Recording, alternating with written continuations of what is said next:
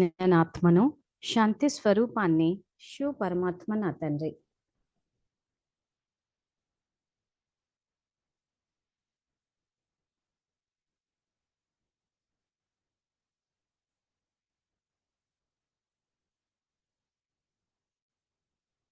నేను ఈశ్వరీయ విద్యార్థిని, బాబా నాకు టీచర్.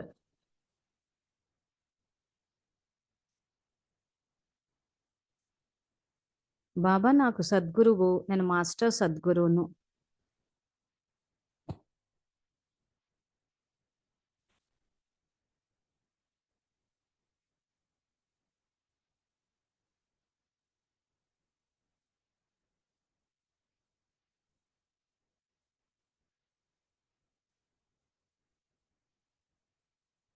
శివ పరమాత్మ నాకు జీవిత భాగస్వామి, నేను శివ పరమాత్మకు జీవిత భాగస్వామిని.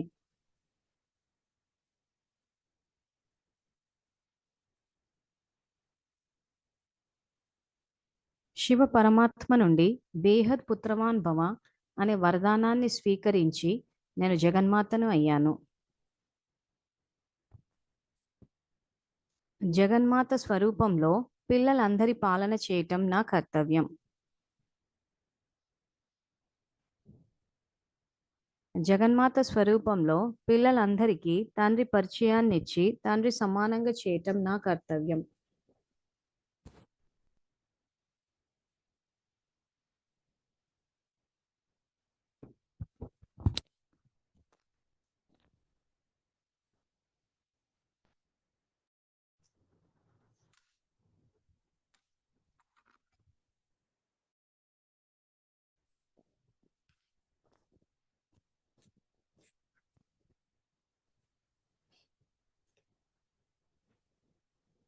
సో మనం ఏదైతే కార్మిక్ ఫిలాసఫీ తెలుసుకుంటున్నామో, మనసు, బుద్ధి, సంస్కారము, ఆ పిల్లల గురించి. సో ఇక్కడ బాబా మనకి ఇస్తుందే మొట్టమొదటి గిఫ్ట్ బుద్ధి. సో ఆ బుద్ధి మనము వాడాలి. ఆ తర్వాత అందరికి కూడా తండ్రి పరిచయాన్ని ఇచ్చి అందరూ ఆయన నుంచి ఆ రకంగా వారసత్వంగా ఏవైతే ఇస్తున్నారో అవన్నీ స్వీకరించేటట్టు మనము చెయ్యాలి. తప్పితే మనం బుద్ధి మీద దెబ్బ కొట్టేయడం అన్నది చెయ్యొద్దు.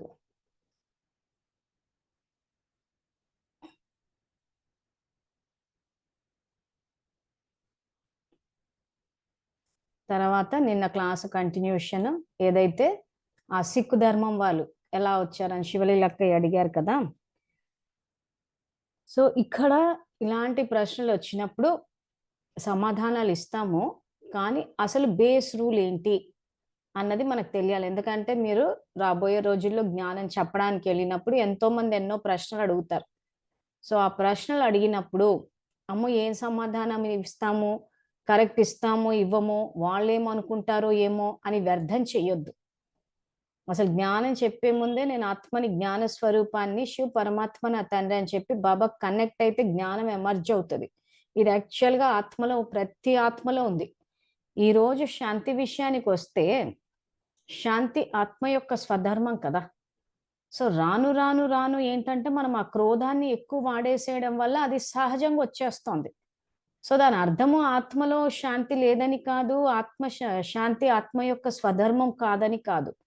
ఈ జ్ఞానం కూడా అంతే, ఇది ఆత్మ యొక్క స్వధర్మం. అది మనము రాను రాను ఏమంటే ఆ దేహ స్థితిలోకి వచ్చేసి ఆ దేహం అనుకుని ఆ తర్వాత మనము అసలు మన ఏదైతే ఆత్మ యొక్క స్వధర్మం కానీ, సంకల్పాలు కానీ, శక్తులు కానీ, అది ఏదైతే ఖజానా కింద ఇచ్చారో వాటన్నిటిని ఏంటంటే మనం పోగొట్టుకున్నాం. ఈ శాంతిని ఎలా పోగొట్టుకున్నామో అదే విధంగా ఇది కూడా పోగొట్టుకున్నాం.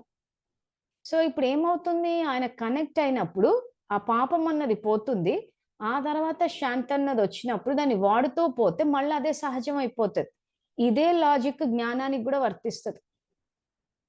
అందరు ఎట్లా ఆలోచిస్తున్నారంటే అది జ్ఞానం అంటే ఏదో ఇన్ని పుస్తకాలు ఎదురుగా వేసేసుకుని కూర్చునేసి చేసేసి ఏదో అంటారు చూసారు, ఏదో తపస్సు చెయ్యాలి, అది ఘోర తపస్సు చేస్తే అప్పుడు అర్థమవుతుంది. దానికి మళ్ళీ దేహ నియమాలను అటెళ్ళిపోయి అంటే ఒక మార్గాన్ని ఎట్లా చేసేసారంటే ఒక కఠిన మార్గం. అంటే జ్ఞానం ఎవరికి అర్థం కాదు, అది చెయ్యలేరు, అది అసంభవము.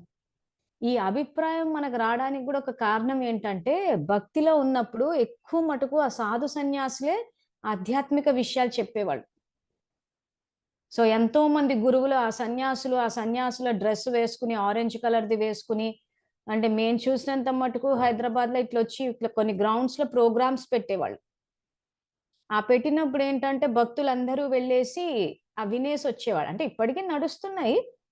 సో, దానివల్ల ఏమైపోయిందంటే, ఒక సన్యాసాశ్రమ ధర్మానికి చెందిన వాళ్ళు ఆ రకంగా ఆరెంజ్ కలర్ అది. ఆ సన్యాసుల డ్రెస్ వేసుకుని, ఆ రకంగా వాళ్ళేవో పద్ధతులు, నియమాలు పాటించి ఆహ్, ఆ పుస్తకాలు చదివితే వాళ్ళే చెప్పగలరిది అన్న ఒక అభిప్రాయం మనకు భక్తి నుంచొచ్చేసింది. తర్వాత వాళ్ళొస్తూ ఉంటే వాళ్ళకంటూ పద్ధతులుంటాయంట అని చెప్పేసి వాళ్ళొక కర్ర పట్టుకొని ఉండేవాళ్ళు. వాళ్ళు నడుస్తుంటే వాళ్ళని ముట్టుకోవద్దనేవాళ్ళు. అంటే అన్నీ చూసే ఉన్నారు గదా! వాళ్ళ పట్ల వాళ్ళెట్లా వాళ్ళని వాళ్ళు ప్రొజెక్ట్ చేసుకున్నారు. మనం ఎట్లా చూసాం.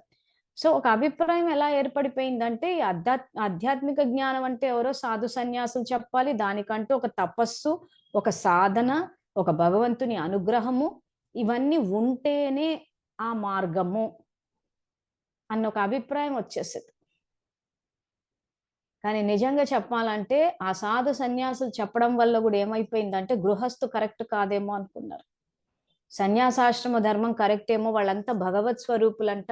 ఆ భగవంతుడి అనుగ్రహం ఉందంట. సన్యాసులకు ఉందంట. గృహస్థుకు లేదంట అనుకున్నారు. కానీ ఇక్కడ సబ్జెక్ట్ చూస్తే ఇప్పుడు ఏది రైటా? ఏది రాంగా? అన్నది ఇప్పుడు మనకు ప్రశ్న. సో, ఇప్పుడేం జేయాలి? సృష్టి చక్ర జ్ఞానాన్ని చూడాలి. ఇప్పుడు సృష్టి చక్ర జ్ఞానం ప్రాక్టికల్ లైఫ్. యాక్చువల్‌గా కల్పవృక్షంలోనే అవన్నీ వచ్చేస్తాయి. ఇప్పుడు మన 7 డే కోర్స్‌లో ఏదైతే మనం కల్పవృక్షము, సృష్టి చక్ర జ్ఞానము, మెట్ట చిత్రం తీసుకున్నామో, ఇంచుమించు అన్నీ కలిపే వచ్చేస్తాయి. కానీ మనం ఏంటంటే చెప్పేటప్పుడు ఇప్పుడు ఎక్కే కళ, దిగే కళ అన్న పదాలు ఎక్కువొస్తాయి. అంటే దేని గురించి చెప్పినట్టయినా మెట్ల చిత్రమే కదా! సో, ఇప్పుడు మనకి ఈ ప్రశ్నొచ్చింది. భక్తిలో నుంచి వచ్చామంటే మనం సన్యాసి జీవితం కరెక్ట్ అని దానికి ఒక తపస్సు, సాధన అని పేర్లు పెట్టేసుకున్నాం. సో, ఇప్పుడు ఇది రైటు అని అనుకుంటే, మరి మన గృహస్థు రాంగు అంటే, ఇప్పుడు మనకు ఆన్సర్ ఎట్లా తెలుస్తది? సన్యాసాశ్రమం రైటా? గృహస్థు రైటా? అన్నదే ఇప్పుడు మన ప్రశ్న. సో, ఆన్సర్ ఏంటి అనంటే సృష్టి చక్రం చూడ్డమే. సృష్టి చక్రంలో ఏదైతే సత్యుగం వచ్చిందో, సత్యుగం అంతా గృహస్థాశ్రమమే ఉంది. అసలెక్కడ సన్యాసాశ్రమ ధర్మమే లేదు. అసలు ద్వాపరం గూడా ఎండింగ్ 3500 సంవత్సరాలు సత్యుగం నుంచి లెక్కేసుకుంటే అక్కడొచ్చింది సన్యాసాశ్రమ ధర్మం. అంటే ఒక రకంగా చెప్పాలంటే సత్య, త్రేత, ద్వాపరం అంతా ఎగిరింది సన్యాస. అంటే అక్కడ ఆయన సృష్టిలో దానికి స్థానం లేదు.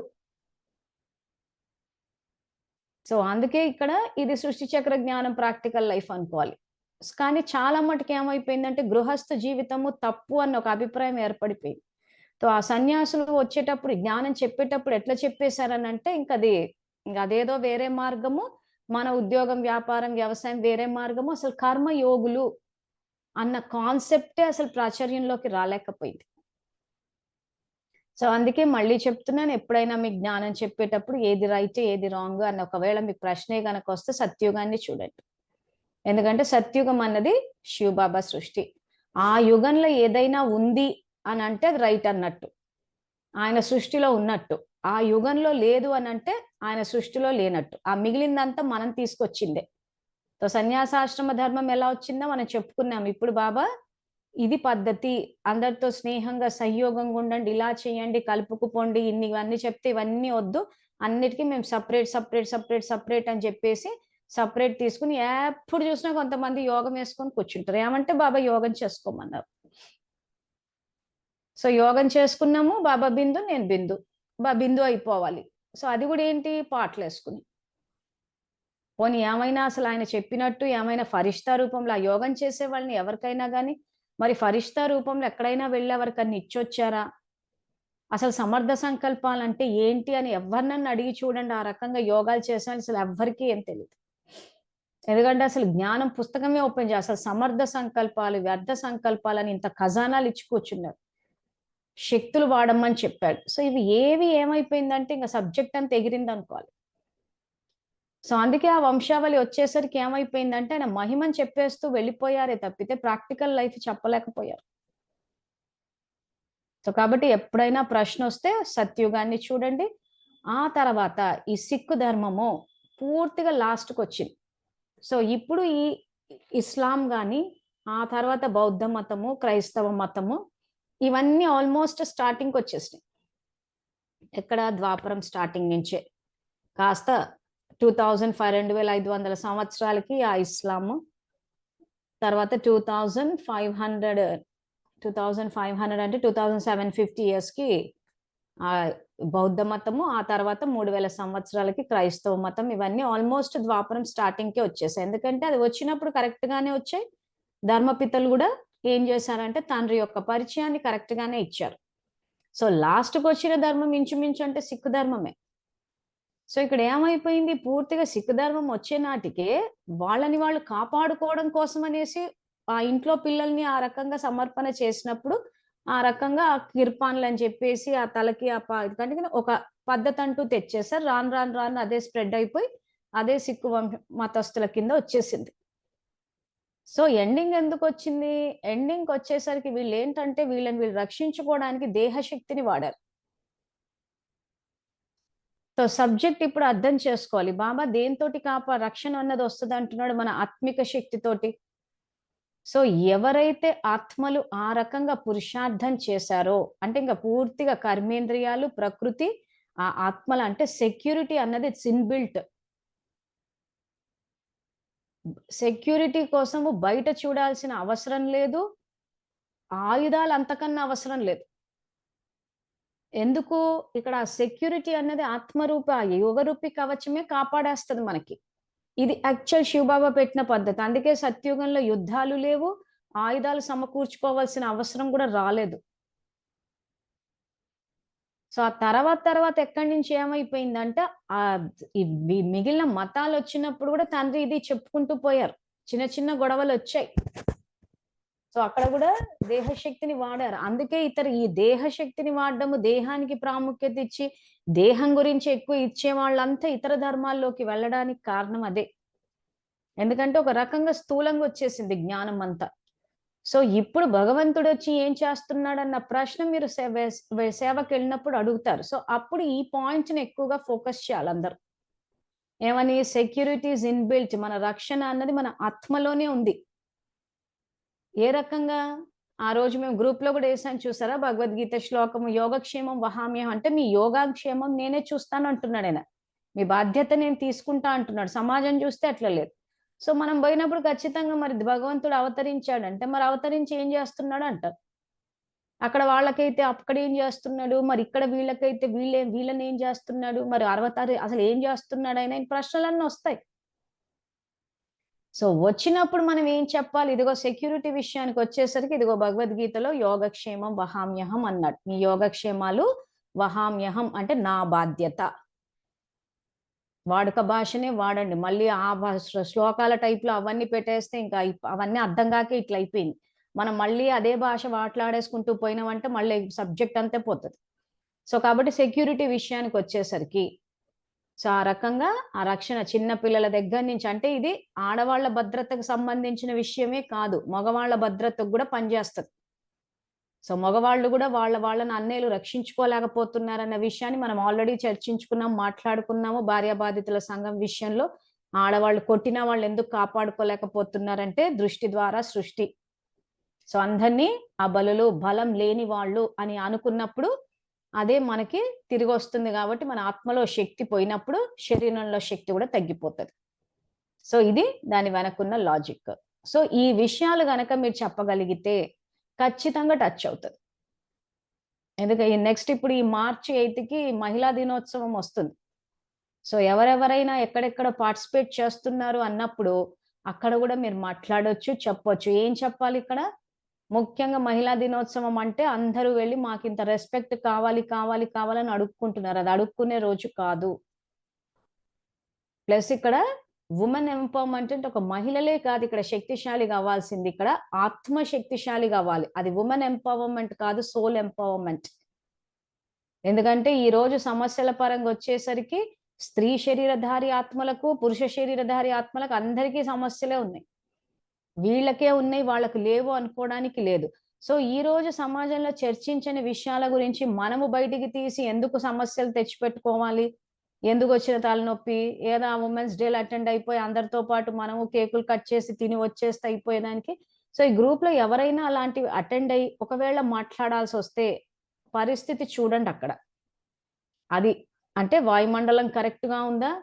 ఆత్మలు రిసీవ్ చేసుకునే దీంట్లో ఉందా అని చూసి ఎక్కడో చోట ఈ ఆలోచన విధానాన్ని ఫ్లోట్ చేయాలి. ఇదిగో భగవంతుడు ఈ రకంగా రక్షిస్తాడు. సో మహిళలకి సెక్యూరిటీ కావాలి అంటే ఈ రకంగా మీరు సెక్యూరిటీ ఈజ్ ఇన్‌బిల్ట్. రక్షణ అన్నది మన ఆత్మలోనే ఉంది అని ఇలాంటి విషయాలు చెప్తే అప్పుడు కొత్త జ్ఞానం. లేకపోతే ఎప్పుడు చూసినా వీళ్ళు ఏ సమస్య వచ్చినా చట్టాల్ని కఠినం చేయాలి, చట్టాల్ని కఠినం చేసేయాలి, వాడిని షూట్ చేసేయాలి, వీడిని షూట్ చేసేయాలి అని ఈ టైపు మాటలే మాట్లాడుతున్నారు. లేదు మీరు చేసే దగ్గర ఎవరైనా స్పీచ్‌లు ఇవ్వలేకపోయినా మీ పరిధిలో ఎంతో కొంతమంది కలుస్తూ ఉంటారు కాబట్టి అక్కడ కూడా చెప్పొచ్చు. సో క్యాజువల్‌గా మాట్లాడేటప్పుడు కూడా భగవంతుడు అవతరించాడన్న విషయం తెలియాలి. ముఖ్యంగా అది తెలిస్తే గాని ఆయన కనెక్ట్ కాలేరు. సో మరి వస్తే ఏం చేశాడన్నదే నెక్స్ట్ క్వెషన్. సో సెక్యూరిటీ నుంచి మొదలుపెట్టాలి. ఈజీగా క్యాచ్ చేస్తారు. సెక్యూరిటీ గాని, ఆరోగ్యం గాని, డబ్బు సమస్యలు గాని, కుటుంబ సమస్యలు లాస్ట్‌కి కవర్ చేయండి అంటే ఎందుకంటే ఎవరికి వాళ్ళు మేమే రైట్ అనుకుంటున్నారు. సో కుటుంబ సమస్యల విషయానికొచ్చేసరికి మనదే తప్పు, మనమే సరిదిద్దుకోవాలంటే అట్లెట్లా అయితదంటారు. ఎందుకంటే ఇక్కడ పూర్వీకుల్లోనే స్వచింతన ఉండట్లేదు. ఇప్పటికి మేమే రైట్ అంటున్నారు. అవతలోళ్ళదే తప్పు అంటున్నారు. అందుకే జ్ఞాన మార్గంలో ధైర్యం చాలా అవసరం అంటున్నాడాయన. ఈ రోజు మన బలహీనతలు చెక్ చేసుకుని, ఈ రోజు నా జీవితంలో వచ్చే వ్యక్తులకి, పరిస్థితులకి నేనే కారణము అన్న విషయాన్ని అక్కడ స్వీకరించాలంటే చాలా ధైర్యం కావాలి. ఆ ధైర్యం లోపించడం వల్ల ఏమైపోయిందంటే ఈ పిరికి వాళ్ళందరూ కలిసి వాళ్ళది తప్పు, వీళ్ళది తప్పు. సో చెప్పాం కదా! బయటికి నాకు ధైర్యం లేదు, నేను పిరికిదాన్ని అని చెప్పుకునే ఇది మనకు లేదు కాబట్టి మనము ఇంగ్లీష్‌లో ఉన్న ఫ్యాషనబుల్ పదాలు ఏవైతున్నాయో I am stressed, I am depressed, నాకు స్ట్రెస్ ఎక్కువైపోయింది, నాకు డిప్రెషన్ ఎక్కువైపోయిందని పదాలు పెట్టుకున్నాం గానీ యాక్చువల్‌గా భయపడుతున్నాం మన తప్పుల్ని మనం ఒప్పుకోవడానికి. ఈరోజు మన కుటుంబ సభ్యుల్ని మనమే రచించుకున్నాం. మన పరిస్థితుల్ని మనమే రచించుకున్నాం. సో ఆ రచించుకున్నామన్న విషయం అక్కడ యాక్సెప్ట్ చేయాలంటే చాలా ధైర్యం అవసరం. సో తాగుబోతు భర్తను కూడా ఇప్పుడు ఎవరైతే ప్రశ్నలు అడుగుతున్నారో తాగుబోతు భర్త రిపీట్ అవుతాడా అంటే తాగుబోతు భర్తని రచించుకుంది మీరే. నిజంగా ధైర్యం ఉందా ఒప్పుకునేది? సో ఎలా రచించుకున్నారు అన్నది కూడా వాటర్ సినిమా చూపించినప్పుడు 23 జనవరి 1970 మురళి రెఫరెన్స్ వేసి మరీ చెప్పాను. మీరు ఏ రకంగా తాగుబోతు భర్తను రచించారా అని చెప్పి. మరి అంత ధైర్యం ఉందా? అరే తాగుబోతు భర్తను నేనే రచించాను. ఈ రోజు బాబా జ్ఞానం చెప్పడానికి ముందుకు రావట్లేదు, వాచా సేవ చేసుకోలేదు, అనుచితంగా మాట్లాడే వ్యక్తి వచ్చిందంటే మనం వాచాని వాడలేదుగా. సో ఇలా ఎన్నో ఎగ్జాంపుల్స్ ఇచ్చి చెప్పుకుంటూ పోయాం. సో కాబట్టి జ్ఞానం ఎక్కడో చోట బయటికి రావాలి. ఇలాంటి అకేషన్స్ ఇవన్నీ తీసుకుని ఇప్పుడు ఎట్లాగో ఈ జూమ్ ద్వారా క్లాసెస్ కండక్ట్ చేసి చెప్తూనే ఉన్నాం. ఏది ఎలా చెయ్యాలి? వాచా సేవ గాని, రామాయణం చెప్పాము, భగవద్గీత శ్లోకాలు చెప్తున్నాం. సో ఈ రెఫరెన్స్‌లన్నీ తీసుకుని ధైర్యంగా ఎళ్లి చెప్పొచ్చు. కాబట్టి చెప్పేటప్పుడు కుటుంబపరమైన సమస్యలు అంటే బాబా జ్ఞానాన్ని కుటుంబపరమైన సమస్యలకు వర్తింప చేయాల్సి వచ్చినప్పుడు కొంచెం ఆఖరికి చెప్పండి. ఎందుకంటే ధైర్యం లేదు ఎవ్వరికి కాబట్టి. కొంత ఆరోగ్యం విషయం గాని, సెక్యూరిటీ విషయం గాని, డబ్బు విషయం గాని ఇట్లాంటివి నేను చూసినంత మటుకు నా అనుభవపరంగా ఒప్పేసుకుంటున్నారు గానీ, రిలేషన్‌షిప్స్ విషయానికొచ్చేసరికి మాత్రము తప్పును ఒప్పుకోలేకపోతున్నారు గాబట్టి, కొంత టైం పడుతోంది. కాబట్టి సంబంధాల విషయాన్ని ఫస్టే తీయకుండా సెక్యూరిటీ, డబ్బు, ఆరోగ్యము ఇలాంటివైతే ఈజీగా రిసీవ్ చేసుకుంటున్నారు. కొంత వాళ్ళేమైనా ఇంకా ఎక్కువగా తెలుసుకుంటాను అన్నప్పుడు, అప్పుడు రిలేషన్‌షిప్స్‌లో ఏ రకంగా మనం తయారు చేసుకుంటున్నాం మన కుటుంబ సభ్యుల్ని అన్నది అది next and last. First cover చేస్తే మాత్రం ఎవరు ఒప్పుకోరు వాళ్ళదే తప్పని చెప్పేసి. సో అదొకటి. తర్వాత ఇక్కడ ఈ సిక్కు ధర్మం విషయానికొచ్చేసరికి ఎవరైతే ఆ దేహం యొక్క శక్తిని వాడుతూ పోయారంటే, ఆ దేహానికి ప్రాముఖ్యత ఇచ్చిన దగ్గర నుంచి అంతా ఇంకా ద్వాపరం స్టార్ట్ అయిపోతూ వచ్చేసింది. సో ఈ సిక్కు మతస్థులు ఏమైపోయింది పూర్తిగా దేహాన్ని వాళ్ళ రక్షణ కోసం దేహాన్నే వాడుతూ పోయారు. సో కాబట్టి ఆల్మోస్ట్ ఎండింగ్కి వచ్చాయి. సో ఈ మతాలు వచ్చినప్పుడు కొంత బాగానే వస్తాయి. ఆ తర్వాత విడిపోవడం అన్నది కలియుగం నుంచి స్టార్ట్ అయిపోతుంది, ఆ డివిజన్స్ అన్ని. సో ఎక్కడ శ్రీమతం నుంచి విభేదించారు? ఇక్కడ 1969లో మురళీలన్నీ చదివి చూడండి. ఒక దగ్గర బాబా ఏమన్నారంటే, ఒక ప్రశ్న మీకు హోంవర్క్ లో కూడా పెట్టాను, ఈ రకంగా జ్ఞానం రాంగ్ డైరెక్షన్ లో వెళ్తే బాబ్దాదా ఏం చేస్తున్నారని చెప్తూ పోయారు. బ్రహ్మబాబాకి సమాధి కట్టినప్పుడు మరి ఆపడా శివబాబానంటే మురళిలో చెప్పాడు, బూడిదకు ప్రాముఖ్యత ఇవ్వద్దు, స్థితికి ప్రాముఖ్యత ఇవ్వాలా అని ఉంది అందులో. ఆ 69 మురళీలు ఏమైపోయినాయి అంటే ఒక్కొక్కటి 4, 5 అట్లా పేజీలు ఉండేసరికి అలా చదివేసుకుంటూ వెళ్ళిపోయారు. ఒక్కొక్క అక్షరాన్ని మనం అట్లా పదాన్ని తీసుకుని అసలు ఇంత ఆయన ఏం చెప్తున్నారు అని చూస్తే అక్కడ బూడిదకు ప్రాముఖ్యత ఇవ్వద్దు, స్థితికి ఇవ్వ. ఎందుకంటే వీళ్ళని కాల్చేసి ఆయన శరీరాన్ని కాల్చేసి బూడిద పట్టుకుని పెడుతూ కూర్చున్నారు. దాంట్లో పెట్టేసి దానికి ఒక ఆ సిమెంట్ ఇది వేసేసి ఒక పాలరాతి ఇది వేసేసి పూలేసేసి ఇది పీస్ టవర్ అన్నారు. సో మరి పీస్ టవర్ శాంతి స్తంభాన్ని అక్కడ మౌంట్ అబులో నాటినప్పుడు మరి ఎందుకు ఆత్మలు శాంతిగా లేవు? సో పీస్ ఎక్కడుంది? ఆత్మలో ఉంది, టవర్ లో లేదు. అందరు ఏమనుకున్నారు? టవర్ లో ఉంది అనుకుంటున్నారు. బాబా చెప్తూనే ఉన్నాడు, బూడిదకు ప్రాముఖ్యత ఇవ్వకండి. సో అక్కడ ఏమైపోయింది? స్థూలంగా బూడిదకు ప్రాముఖ్యత ఇచ్చేసి ఒక ప్లాట్ఫామ్ లాగా కట్టేసి పాలరాతేసి పూలేసేసి ఆ లైట్ పెట్టేసి పీస్ టవర్ అన్నారు. కానీ అసలు శ్రీమతం ఏం చెప్తుంది? ద్వాపర యుగంలో పూజ్య దేవతా స్వరూపాలంటే ఆ దైవీ గుణాలకి గుడి కట్టారు.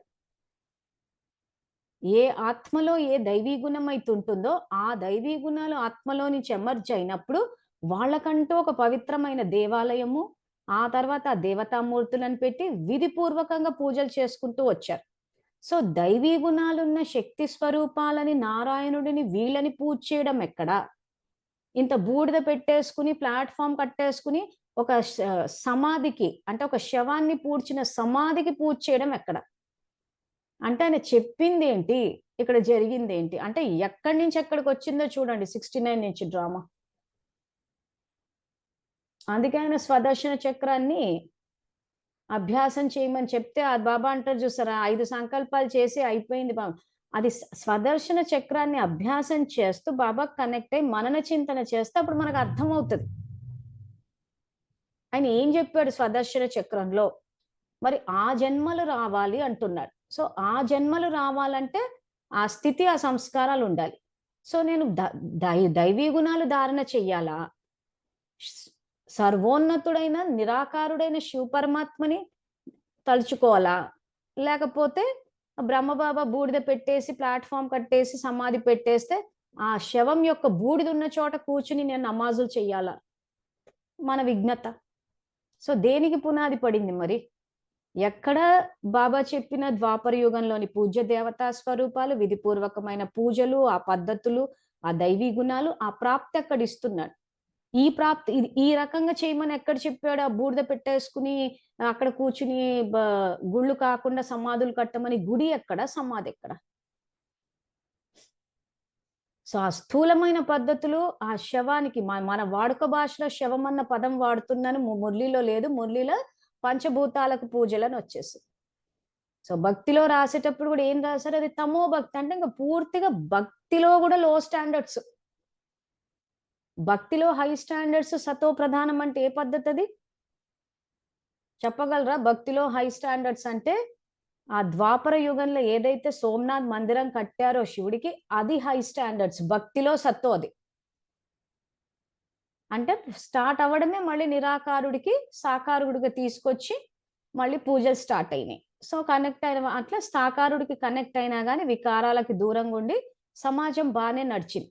సో ఎక్కడ సాకారుడికి పూజ చేసే గుళ్ళు కట్టడం ఎక్కడ? అది సతో అంటున్నాడు. అంటే స్టార్ట్ అయినప్పుడు అక్కడ స్టార్ట్ అయింది. ఎక్కడ చనిపోయిన వాళ్ళ శవాలను పెట్టి సమాధులు కట్టి వాటికి పూజలు చేయడం ఎక్కడ? అంటే ఎక్కడి నుంచి ఎక్కడికి వచ్చింది అంటే ఇది తమో భక్తి అంటాడు ఆయన. ఎందుకంటే స్వదర్శన చక్రంలో ద్వాపర యుగంలో పూజ్య దేవతా స్వరూపాలు ప్లస్ భారతదేశంలోని ఆత్మలకి ఇది వచ్చింది అంటాడు ఆ ప్రాప్తి. మీకు ఇస్లాం క్రైస్తవంలో ఇట్లాంటి పూజలు ఎవరికి జరగవు. విధిపూర్వకమైన మురళిలో ఉన్న మీకు ఎలా తయారవుతుందా అని ఒక వీడియో ఉంది. అందులో కూడా ఫోటోలు తీసి పెట్టాం. సో ఈ విధిపూర్వకమైన పూజ ప్రాప్తులు వేరే ఇతర ధర్మాలు ఎవ్వరికి రాదు. వాళ్ళు ఏంటంటే అల్లా అంటే శివుడిని ఒకటి తెలుసుకున్నారు అంతే, బాబాని అంతవరకే తెలుసుకుని ఆ తర్వాత ఈ మన్మనాభావ లేదు, మధ్యాజీభావ లేదు. ఆ తర్వాత పురుషార్థం చేసేటప్పుడు ద్వాపర యుగంలోని పూజ్య దేవతా స్వరూపాలుగా రావాలంటే ఇక్కడ దైవీ గుణాలు ఖచ్చితంగా రికార్డ్ చేయాలి. ఇక్కడ దైవీ గుణాల రికార్డింగు లేదు. మీద నుంచి స్థూలంలోకి వచ్చేసింది. స్టార్ట్ చేయడమే చనిపోయిన వ్యక్తి ఆ బూడిద పెట్టేసి సమాధులు కట్టేశారు. ఆ తర్వాత సన్యాసాశ్రమ ధర్మం లాగా తీసుకొచ్చేశారు. ఆ తర్వాత కుటుంబ వ్యవస్థకు అసలు విలువే ఇవ్వలేదు. అసలు బ్రహ్మకుమారికి తల్లిదండ్రులు అన్నా గాని, కుటుంబం అన్నా గాని అసలు అసలు తల్లి అంటేనే ఒక పెద్ద చీప్ అన్నట్టు చేసేస్తారు. చేతి వంట తినొద్దు అంటే అపవిత్రురాలను బ్రాండ్ చేసి పడేశారు. సో అటు తల్లి తండ్రి మీద, లౌకిక తల్లిదండ్రుల మీద గౌరవం లేదు. పోనీ పారలౌకిక తండ్రి మీద, శివబాబా మీద, బ్రహ్మబాబా మీద అది లేదు. కుటుంబ వ్యవస్థ మీదే లేదు అసలు. ప్రతిదీ స్థూలము. విడదీయడాలు, విడిపోవడాలు, యుద్ధాలు, అంటరానితనము. అసలు పూర్తిగా అసలు ఎట్లా అంటే ఇంకా ఒక శివబాబా పెట్టిన ఇప్పుడు ఈ చెప్పిన ఏవి సత్యుగంలో లేవు. ఆయన చెప్పనివన్నీ చేస్తూ పోయారు. ఆ ఫాలోవర్స్ అవే చేసేస్తూ వెళ్ళిపోయారు. సో అప్పుడు ఖచ్చితంగా ఇతర ధర్మాల ఇదైతే రికార్డ్ అవుతూనే ఆయన చెప్తూనే ఉన్నాడు చెయ్యొద్దని చెప్పి. సో ఈ అవగాహన లేకపోవడం వల్ల ఏమవుతుందంటే చాలా మంది బాబా ద్వాపరంలో ఎందుకు రాలేదు, ఇతర ధర్మాలు షూటింగ్ నడుస్తుంటే ఇతర ధర్మాల్లో స్టార్ట్ అవుతుంటే మరి ఎందుకు ఆపలేదంటే ఆపుతున్నాడు కదా, వద్దని చెప్తున్నాడు కదా ఆయన. మనమే వినట్లేదు. సో ఎవరైతే వినలేదో, ఎవరైతే తప్పుడు రికార్డింగ్ చేశారో వాళ్ళే వెళ్తారు. ఎవరు చేస్తే వాళ్ళే పొందుతారన్న రూల్ అయితే పెట్టాడు కదా. సో కాబట్టి ఎవరైతే ఆయన నుంచి వ్యతిరేకించి ఆ రకంగా సమాధులు స్టార్ట్ చేసి కుటుంబంలో అసలు గృహస్థుకి ఎవరికి విలువ ఇవ్వకుండా, తర్వాత శాస్త్రాలు ఆ పద్ధతులు అవన్నీ తప్పు అని చెప్పి తేల్చి పారేసి, ఎందుకంటే వాళ్ళకి తెలుసు అవన్నీ రైట్ అని చెప్తే మళ్ళీ ఉన్న విషయాలన్నీ బయటపడిపోతాయి. సో కాబట్టి అది తెచ్చారు. సో ఈ రకంగా ఎవరు ఆశ్రయించుకుని భగవంతుని మహిమని చెప్పే శాస్త్రాలు అవన్నీ పౌరాణిక గాథలని. సో అవన్నీ తప్పు అన్నారంటే ఏ మతాలు అవి? ఖచ్చితంగా క్రైస్తవం, ఇస్లాం మతాలే ఇవన్నీ తప్పు అంటారు. మరి ద్వాపర యుగంలో పూజ్య దేవతా స్వరూపాలు మీ దైవీ గుణాలకి రూపాలు చెక్కుతాయి. మీ నుంచి వాళ్ళ ఆశీర్వాదాలు, వరదానాలు తీసుకుంటారు. వాళ్ళు ఏదైతే అనుభవం చేస్తారో అదంతా మీ ఖాతా నేను అక్కడ కూడా ప్రాప్తిస్తా అంటున్నాడు. సో మిమ్మల్ని మన విగ్రహాన్ని ముందు పెట్టి వెనకుండా ఆయన చేస్తున్నాడు. సో ఆ బెనిఫిట్ మనకి ఇచ్చాడు కదా. అసలు ద్వాపరం రికార్డింగ్ ఆయన చేయించలేదు, మనమే చేసాము. చేసినా ఏం చేశాడు ఆయన? చలో అక్కడి నుంచి మీకు అది ఇచ్చి అక్కడ కూడా మీకు ప్రాప్తిస్తా అంటున్నాడు. అంటే డ్రామాని మనకి అనుకూలంగా రచించాడు ఆయన. సో అది యాక్చువల్ గా రావాల్సింది. సో ఈ స్వదర్శన చక్రానికి వ్యతిరేకంగా ఏదైతే చేశారో అంత వ్యర్థ చక్రాల్లోకి వెళ్ళిపోతుంది. అంటే స్థూలంగా దేహాన్ని వాడడం అన్నది ఇంకా అక్కడి నుంచి స్టార్ట్ అయిపోయేసరికి వీళ్ళు పూర్తిగా ఏంటంటే రక్షణ కోసం అని చెప్పి ఇంకా దేహ శక్తిని వాడుతూ పోయారు. కాబట్టి ఖచ్చితంగా ఒక సిక్కు ధర్మం అన్నది స్టార్ట్ అయిపోయింది. ఈ రోజు దేశాన్ని కాపాడాలంటే కూడా దేహ శక్తినే వాడుతున్నారు. సో యుద్ధాలు ఎందుకు ఇప్పుడు జరుగుతున్నాయి, సత్యుగంలో జరగట్లేదు అంటే సత్యుగంలో ఆత్మిక స్థితిలో ఉండి అంతా ఒక పరివారమే, అందరూ స్నేహము సంయోగంతో ఉన్నారు. సో అప్పుడు ఏమవుతుంది, ఎక్కడ ఏ యుద్ధాలన్నీ జరగవు. ఇప్పుడు ఏమవుతుంది, ఇప్పుడు మన మెయిన్ ఐడెంటిటీ ఏదైతే ఉందో నేను ఆత్మని అని చెప్పి ఆ ఐడెంటిటీనే వదిలిపారేసాం మనం. సో నేను ఇండియను, నేను పాకిస్తాను, నేను చైనీస్ అని చెప్పి ఆ డివిజన్ వచ్చేసినప్పుడు ఏమైపోయింది, హేట్రెడ్ పెరిగిపోయింది. సో దృష్టి ద్వారా సృష్టి. సో దృష్టికోణం ఏంటి ఇక్కడ? ద్వేష భావన, కోపము. సో ఖచ్చితంగా ఆ తరంగాలు వెళ్ళినప్పుడు అటువంటివే రిఫ్లెక్ట్ అయినప్పుడు ఖచ్చితంగా వాళ్ళు హింసకే పూనుకుంటున్నప్పుడు ఇంకా ఆయుధాలన్నీ సమకూర్చుకోవాల్సి వచ్చింది.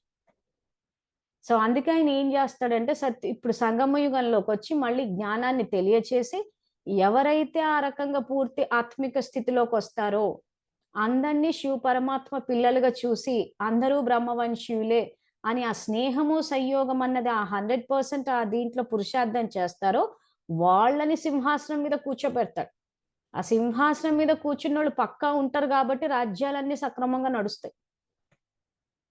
మనం చందమామ కథల్లో చదువుకున్నాం చూసారా, ఆ రాజుని భగవంతుడే నిర్ణయిస్తాడంట అని చెప్పి. ఎట్లా నిర్ణయిస్తాడు? ఇప్పుడు సో ఆ కూర్చునే వాళ్ళని ఒక పవర్ఫుల్ ఆత్మని కూర్చోబెడతాడు. సో వాళ్ళ స్థితి, మీ యొక్క స్థితి ద్వారానే సృష్టి యొక్క స్థితి సమయం ఉంటదని చెప్పాడు. కల్పవృక్ష జ్ఞానం 4వ భాగం.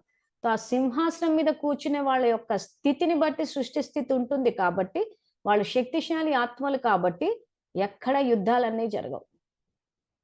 ఎందుకంటే వాళ్ళు అసలు దేహాన్నే వాడకుండా ఇప్పుడు ఆత్మిక శక్తితోటి వాళ్ళని వాళ్ళు శక్తిశాలిగా చేసుకుంటారు.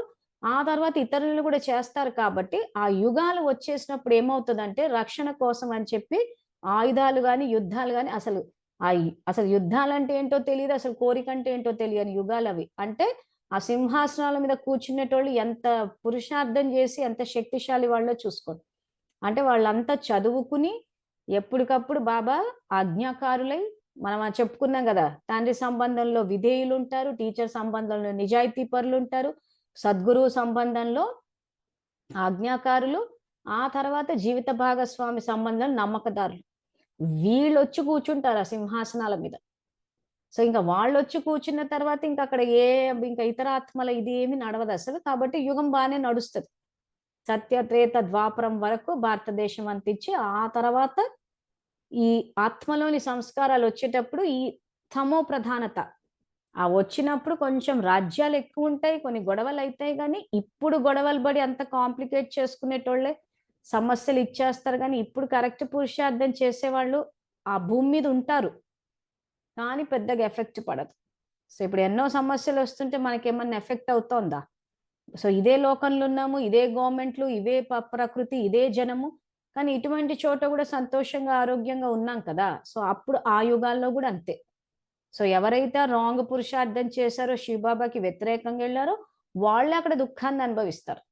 మిగిలిన ప్రపంచం అంతా బానే ఉంటది. ఇప్పుడు ఎక్కడో యుక్రెయిన్, రష్యాలో జరుగుతోంది. సో, మనం ఇండియాలో ఉన్నాం. మనకేమన్నా ఎఫెక్ట్ ఒస్తోందా? రావట్లేదు. ఎవరికి ఎఫెక్ట్ ఒస్తోంది? ఆ దేశంలో ఉన్న వాళ్ళకొస్తది. ఆ దేశస్తుల పూర్వీకులు ఎవరైతే ఉన్నారో ఆధార మూర్తులు, ఆ తరంగాలు వాళ్ళకే వేస్తా అంటాడు. ఎందుకంటే గొడవ స్టార్ట్ చేసిందే వీళ్ళ సంకల్ప శక్తితోటి. ఎందుకంటే ఒక్క సెకండ్‌లో బాబాకి కనెక్ట్ అయిపోవచ్చు. సో, అది ఎవరు కనెక్ట్ అయినా శక్తొస్తది. తర్వాత ఏం చేశామన్నదే పాయింట్. సో, అప్పుడేమవుతది, వాళ్ళక్కడ గొడవ పడుతుంటారు. పూర్వీకుల దీంట్లో పడతది. వీళ్ళిక్కడి నుంచి బాబా, బాబా అని ఆర్తనాదాలు చేస్తుంటారు. మానసికంగా, శారీరకంగా, సంబంధాల పరంగా అన్ని రకాలుగా దుఃఖం వచ్చేస్తూ ఉంటది.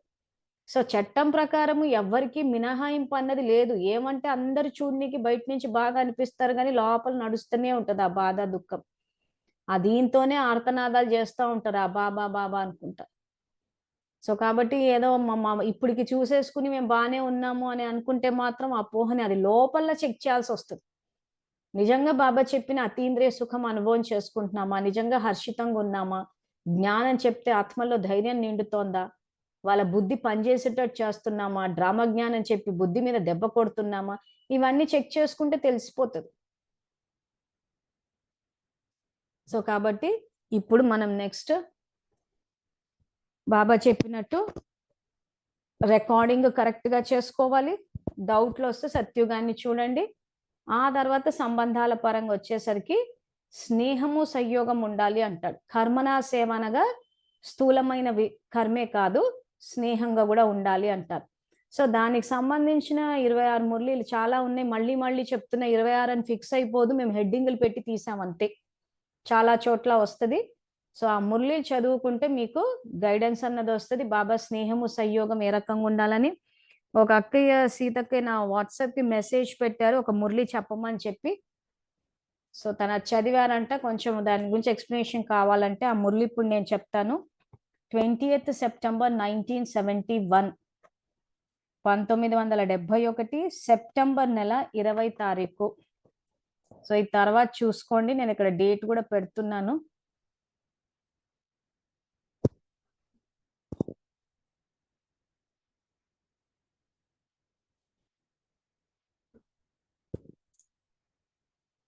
పేజ్ 344. ఓకే. సో, ఇది స్నేహం, సంయోగానికి సంబంధించిన మురళి. సో, ఈ మురళిలో బాబా ఏమంటున్నారంటే, వ్యక్తం నుండి అవ్యక్తం అవ్వటానికి ఎంత సమయం పడుతుంది? సో, ఏ మురళి అయినా చదివేటప్పుడు ఫస్ట్ బాబ్‌దా అడిగే మురళి ప్రశ్నలతోనే స్టార్ట్ అవుతది. సో మొత్తం మురళీలు ఇంచుమించు ఇదే ప్రశ్న ఉంటది. వ్యక్తం నుండి అవ్యక్తానికి ఎప్పుడు వెళ్తారు? ధ్వని నుండి ఎప్పుడు అతీతంగా అవుతారు?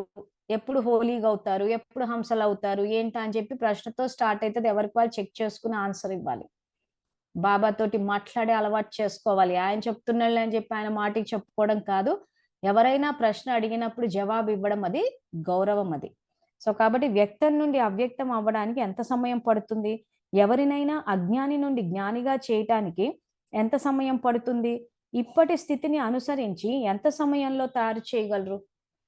సో ఇక్కడ బాబా అజ్ఞాని నుండి జ్ఞానిగా చేయడానికి ఎంత సమయం పడుతుంది అంటున్నారు. సో ఈ మురళిలో యాక్చువల్‌గా ఆయన చెప్పిన సారాంశం ఏంటంటే, అందరిని తయారు చేయాలి మీరు. అందరిని మీరు తయారు చేయాలి అనంటే, ముందు మీరు తయారవ్వాలి అంటున్నాడు. ఈ విషయం తెలియకపోవడం వల్ల ఏమవుతుందంటే, చాలా మంది జ్ఞానం చెప్తారు. ఆ తర్వాత అక్కడ ఎఫెక్ట్ ఉండదు. వాళ్ళదే తప్పు అంటారు. సో ఏ రకంగా ఆ విషయాన్ని నీట్‌గా కవర్ చేశారంటే, వాళ్ళు పోయిన కల్పంలో రాలేదేమో జ్ఞానంలోకి, వాళ్ళు బ్రాహ్మణాత్మలు కాదేమో, సత్యుగి ఆత్మలు కాదేమో, అందుకే రాలేదేమో. ఈ మురళీల బాబా లాంటి కారణాలు ఏం చెప్పలేదు. మీకే శక్తి లేదు, మీరే అవ్యక్తంగా లేరు, మీలోనే స్నేహ శక్తి లేదు అని చెప్పారు. సో ఇక్కడ ఎందుకు ఈ రకమైన విషయాలు వచ్చేసినాయి అంటే, మేము చేసేది చేస్తాం, ఇక తప్పంతా అవతలోళ్ళదే అంటున్నారు. అందుకే మురళిలు చదివితే ఏ రకంగా ఇతరులను తయారు చేయాలి, దానికి ఏ శక్తులు వాడాలి, ఏ రకంగా మనము చెయ్యాలా అన్నదే బాబా మురళిలో గైడెన్స్ ఇస్తూ పోయారు. సో ఇలాంటి మురళిలు చదివితే తెలిసిపోతది మనం కరెక్ట్‌గా పురుషార్థం చేస్తున్నామా, కరెక్ట్‌గా సేవలు చేస్తున్నామా అని. లేకపోతే ఎవరికి వాళ్ళు సేవలు చేసి మేము చేసేసాము అనుకుంటున్నాం. గానీ మార్కులు ఎండింగ్‌లో రిజల్ట్ చూసుకొని అప్పుడు ఏడ్చే కన్నా ఇప్పుడు ఈ మురళి చదివేసుకుని, మనం చేసే పురుషార్థం కరెక్ట్‌గా చేస్తున్నామా లేదా అని చెక్ చేసుకుంటే తెలిసిపోతది. అంతిమంలో పాస్ అవుతామా, ఫెయిల్ అవుతామా అని చెప్పి. సో, కాబట్టి ఇప్పటి స్థితిని అనుసరించి ఎంత సమయంలో తయారు చేయగలరు? మీకోసం ఏమనుకుంటున్నారు? ఎంత సమయంలో తయారు చేయగలరు? తయారయ్యే వారి విషయం వేరు. కానీ తయారు చేసేవారు మంచిగా ఉండి, తమ శక్తి అనుసరించి ఎంత సమయంలో తయారు చేయగలరు? మీ వేగం మీకు తెలుస్తుంది కదా! సమయాన్ని అనుసరించి ఇప్పుడు అజ్ఞానిని జ్ఞానిగా చేయటంలో కొంచెం సమయం పడుతుంది. అది కూడా ఎందుకంటే తయారు చేసేవారు స్వయం అవ్యక్త స్థితిని తయారు చేసుకోవడంలో సమయం తీసుకుంటున్నారు. సో, ఎందుకు అజ్ఞానుల్ని జ్ఞానులుగా చేయలేకపోతున్నారు అనంటే, ఇక్కడ బాబా ఇచ్చిన సమాధానం ఏంటంటే, మీరు అవ్యక్త స్థితిని తయారు చేసుకోవడంలో సమయం తీసుకుంటున్నారు అంటున్నారు. సో, ఈరోజు ఏవైనా సేవా కార్యక్రమాలు పెట్టారు అనంటే, స్థూలంగా ఏం చేయాలని ఆలోచిస్తున్నారే తప్పితే, వాయుమండలాన్ని ఎలా తయారు చేయాలి? మన స్థితి ఆత్మిక స్థితిగా స్నేహిగా పెట్టుకోవాలి. ఇతరుల యొక్క శక్తిని పెంచాలి అని ఈ వాయుమండలము శక్తికి సంబంధించిన స్టెప్ ఏదైతే విధి ఏదైతే బాబా పెట్టాడో అది తీసేశారు. తీసేసి ఏం చేశారంటే అన్ని స్థూలంగా అందుకే బాబా ఒకరోజు ఏమన్నాడు, "మీరు పెద్ద పెద్ద బంగారు ప్లాన్స్ ఏస్తున్నారే తప్పితే వజ్రం మిస్ అయింది" అన్నాడు. సో, అదే ఇక్కడ జరుగుతోంది. అదే విషయాన్ని ఇక్కడ చెప్తూ మరి ఏం చేయాలా అన్నది ఈ మురళిలో చెప్పారు. సో, కాబట్టి తయారు చేసేవారు స్వయం అవ్యక్త స్థితిని తయారు చేసుకోవడంలో సమయం తీసుకుంటున్నారు. తయారు చేసేవారు ఒక్క సెకండ్‌లో స్వయాన్ని వ్యక్తం నుండి అవ్యక్తం చేసుకోగలిగితే, తయారు చేసే వారిని కూడా అంత త్వరగానే తయారు చేయగలరు. ఎవరైనా దేవతా ధర్మానికి చెందినవారు కాకపోయినా కానీ, ఒక్క సెకండ్‌లో కొందరికి ముక్తి, కొందరికి జీవన్ముక్తి యొక్క వరదానానికి ఇవ్వటానికి నిమిత్తమవుతారు. సర్వాత్మలకు ముక్తి, జీవన్ముక్తి యొక్క వరదానం బ్రాహ్మణుల ద్వారానే ప్రాప్తిస్తుంది. సో, మన స్టాండర్డ్ డైలాగ్స్ ఏవైతే ఉన్నాయో, వాళ్ళు సత్యుగి ఆత్మలు కాదేమో, బాబా పోయిన కల్పంలో వచ్చినోళ్ళు ఈ కల్పంలో వస్తున్నారని ఏసైతే చెప్తూ ఉంటారో, అలాంటి వాళ్ళు అటువంటి ఏమైనా అపోహలు ఉన్నవాళ్ళు ఇది తెలుసుకోవాలి. ఏమని? ఎవరైనా దేవతా ధర్మానికి చెందినవారు కాకపోయినా, కానీ ఒక్క సెకండ్‌లో కొందరికి ముక్తి, కొందరికి జీవన్ముక్తి యొక్క వరదానాన్ని ఇవ్వడానికి నిమిత్తం అవుతారు అంటున్నారు. అంటే ఒకవేళ పోయిన కల్పంలో వాళ్ళు రాకపోయినా, ఈ కల్పంలో మీరు గనక అవ్యక్త స్థితిలో ఉండి, మీ యొక్క అవ్యక్త స్థితి శక్తి ద్వారా పోయిన కల్పంలో దేవతా ధర్మానికి చెందిన వారు కాకపోయినా కానీ, ముక్తి, జీవన్ముక్తిని ఇవ్వచ్చు అంటున్నాడాయన. అంటే డ్రామాల 5000 సంవత్సరాలకు ఒకసారొచ్చి మళ్ళీ అందరికీ అవకాశం ఇస్తున్నాడు.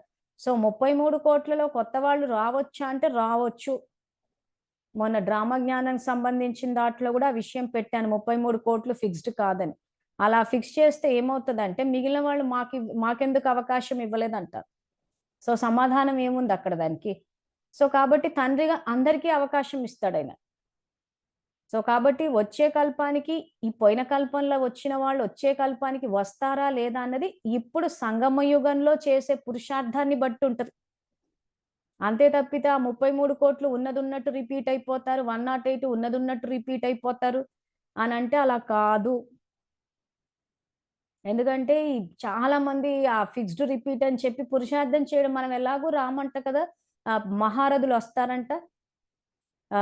దాదీలు, దీదీలొస్తారంట. ఎందుకంటే వాళ్ళు ఆదిరత్నాలంట.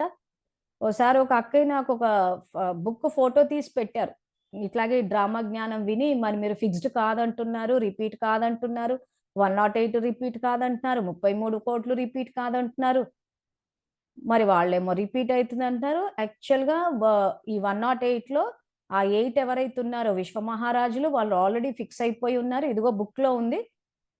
ఏదో ఇంచుమించు ఎట్లా అంటే ఇక మీరు తప్పుడు జ్ఞానం చెప్పారన్న టైప్‌లో చెప్పింది. మరి నాకైతే ఎక్కడ కనిపించలేదు మురళిలో. మరి అన్ని చోట్ల ఇంకా టైం ఉంది అదే చదవండి అని అంటున్నారు. ఫోటో తీసి పెట్టండి అన్నాను. తీసి పెట్టింది. ఆ మురళిలో ఏమైనుందంటే బ్రహ్మబాబా నంబర్ 1 విశ్వమహారాజు 2 నుంచి 8 వరకి ఆ నెక్స్ట్ 7 పోస్టులు ఏవైతే ఉన్నాయో 7 విశ్వమహారాజులు. సో, మొత్తం ఈ పైనున్న దాదీలు పనిచేసుకున్నారనమాట. సో, బ్రహ్మబాబా 1 అయిపోతే నెక్స్ట్ 2, 3, 4, 5, 6 అని వీళ్ళేసేసుకున్నారు ర్యాంకింగ్‌లు. ఏంటా పుస్తకమా అని చెప్పి తీసి చూస్తే అసలది అవ్యక్త రివైజ్డ్ కోర్స్ మురళియే కాదు. ఆదిరత్నాలు అని చెప్పి వీళ్ళు రాసుకున్న బుక్కు.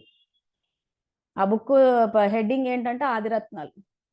సో, ఆదిరత్నాల్లో వీళ్ళేం రాసేసుకున్నారంటే ఇంక బ్రహ్మబాబా తర్వాత సెకండ్ నుంచి 8థ్ ర్యాంకులు వీళ్ళకి నచ్చినట్టు ఈళ్ళేసేసుకున్నారు. సీనియారిటీని బట్టి. మరి ఇక్కడ మురళిలో చూస్తేనేమో అసలు రావడమే స్థూలం తీసుకొచ్చేసారు. ఇప్పుడు ఈ మురళి ఇంకా పూర్తిగా మొత్తం చదివి చూస్తే అసలు కంపల్సరీగా వరదానాలు ఇవ్వాలా అంటాడు. సో, ఈ ప్రకాష్‌మణి దాది అని బ్యాచ్‌ని చూస్తే అసలు ఎక్కడ వాళ్ళు వరదానాలు ఇచ్చినట్టే లేదు. ఉత్తిలా వరదానం ఇచ్చినట్టు పోజ్ పెట్టారు అంతే. కానీ అసలు వరదానాలన్న విషయం ఏదైతే ప్రతిదా ఇప్పుడు ఇవన్నీ 71 మురళీలు గాని ఇందులో కూడా ఈ మురళిలో ఉంది వరదానాలు ఇవ్వండి అని చెప్పి. ఇప్పుడు కూడా బాబా అదే చెప్పారు. సో, ఒక వరదానం అన్నది ఇవ్వకుండా బాబా ఒక్కరే ప్రతిసారి సరే చెప్తాను ఈ ప్రశ్నకు గూడా సమాధానము. సో, ఇక్కడ ఏమైపోయిందంటే ర్యాంకింగ్‌లేసేసుకున్నారు. సో, అందరూ నమ్మేశారు. సో, ఇప్పుడు ఈ సందర్భంగా నేను చెప్పేది ఏంటంటే, అలా ఎవరైనా చెప్పినప్పుడు అది ఏం బుక్కా అన్నది చూడండి. ఎందుకంటే, ఆ ఫోటో తీసి పెడితే అయితే స్పష్టంగా రాసుంది. అలా ఎలా చెప్పాడబ్బా! ఇక్కడ నేను చదివిన ఈ మురళిలో చూస్తేనేమో అసలు ఇంకా టైం ఉంది, ఎగ్జామ్ ఉంది, నష్టమని ఇవన్నీ చూస్తున్నాయి. తీరా చూస్తే బుక్ తీసి కవర్ పెట్టండి అని చెప్పి చూస్తే ఆ పుస్తకం. సో, ఎవరికి వాళ్ళు పుస్తకాలు రాసేసుకొని ర్యాంకింగ్‌లేసేసుకుంటే అది మనము బుక్కు మన మురళి పెట్టి చూసుకోవాలి.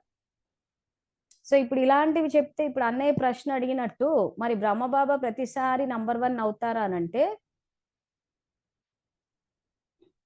బాబా ఒక్కరే ప్రతిసారి బ్రహ్మ అవుతారు కదా అక్కయ్య అని. సో, ఈ పాయింట్లు ఇలాంటివి కూడా తీసుకొని మంచి ప్రశ్న అడిగారు. ఎందుకంటే అందరికీ డౌట్ క్లియర్ అవుతది. సో, బ్రహ్మబాబా నంబర్ 1 అయ్యారంటే మేము కూడా అంతే అసలు ఫస్ట్ ఆఫ్ ఆల్ బ్రహ్మబాబాని ఎందుకు సెలెక్ట్ చేశాడు? విశ్వంలో ఇంతమంది ఆత్మలుంటే? అంటే శివబాబా ప్రకారము ఎవరైతే ఆజ్ఞాకారులున్నారో ఇప్పుడు ఇంత యజ్ఞాన్ని ముందుకు తీసుకెళ్ళాలి అనంటే ఆ శక్తి సామర్థ్యాలు ఎవరికున్నాయో వాళ్ళనే సెలెక్ట్ చేయాల్సొస్తది కదా! సో, బ్రహ్మబాబాలో ఆ శక్తి సామర్థ్యాలున్నాయి. ధైర్యంగా అడుగు ముందుకేయగల శక్తి సామర్థ్యాలున్నాయి. తర్వాత నిజాయితీపరుడు, సత్యమైన భక్తుడు. కాబట్టి ఆయన సెలెక్ట్ చేయాల్సొచ్చింది. ఇంకా కరెక్ట్‌గా చెప్పాలంటే నిజంగా బ్రహ్మబాబాని ఓవర్‌టేక్ చేసి వచ్చే కల్పంలో మన శరీరంలోకి శివబాబా రావాలి అనంటే అన్ని క్వాలిటీస్ ఇక్కడ డెవలప్ చేయాలి. ట్రై చేసి చూడండి. ఎటువంటి క్వాలిటీస్ ఉండాలి అంటే ఇలా శివబాబా చెప్పగానే ఇలా మొత్తం బలహీనతలేసాలి. ఎందుకంటే బ్రహ్మబాబా ఏ రకంగా చేశారా అని చెప్పేసి నాకు గూడా క్యూరియాసిటీ, ఆ ఇంట్రెస్ట్ పెరిగింది. ఆయన్నెందుకు సెలెక్ట్ చేశాడు అనేసి. సో, 18థ్ జాన్వరి ప్రతి సంవత్సరం ఏదైతుందో ఆ మురళీలన్నీ చదివా.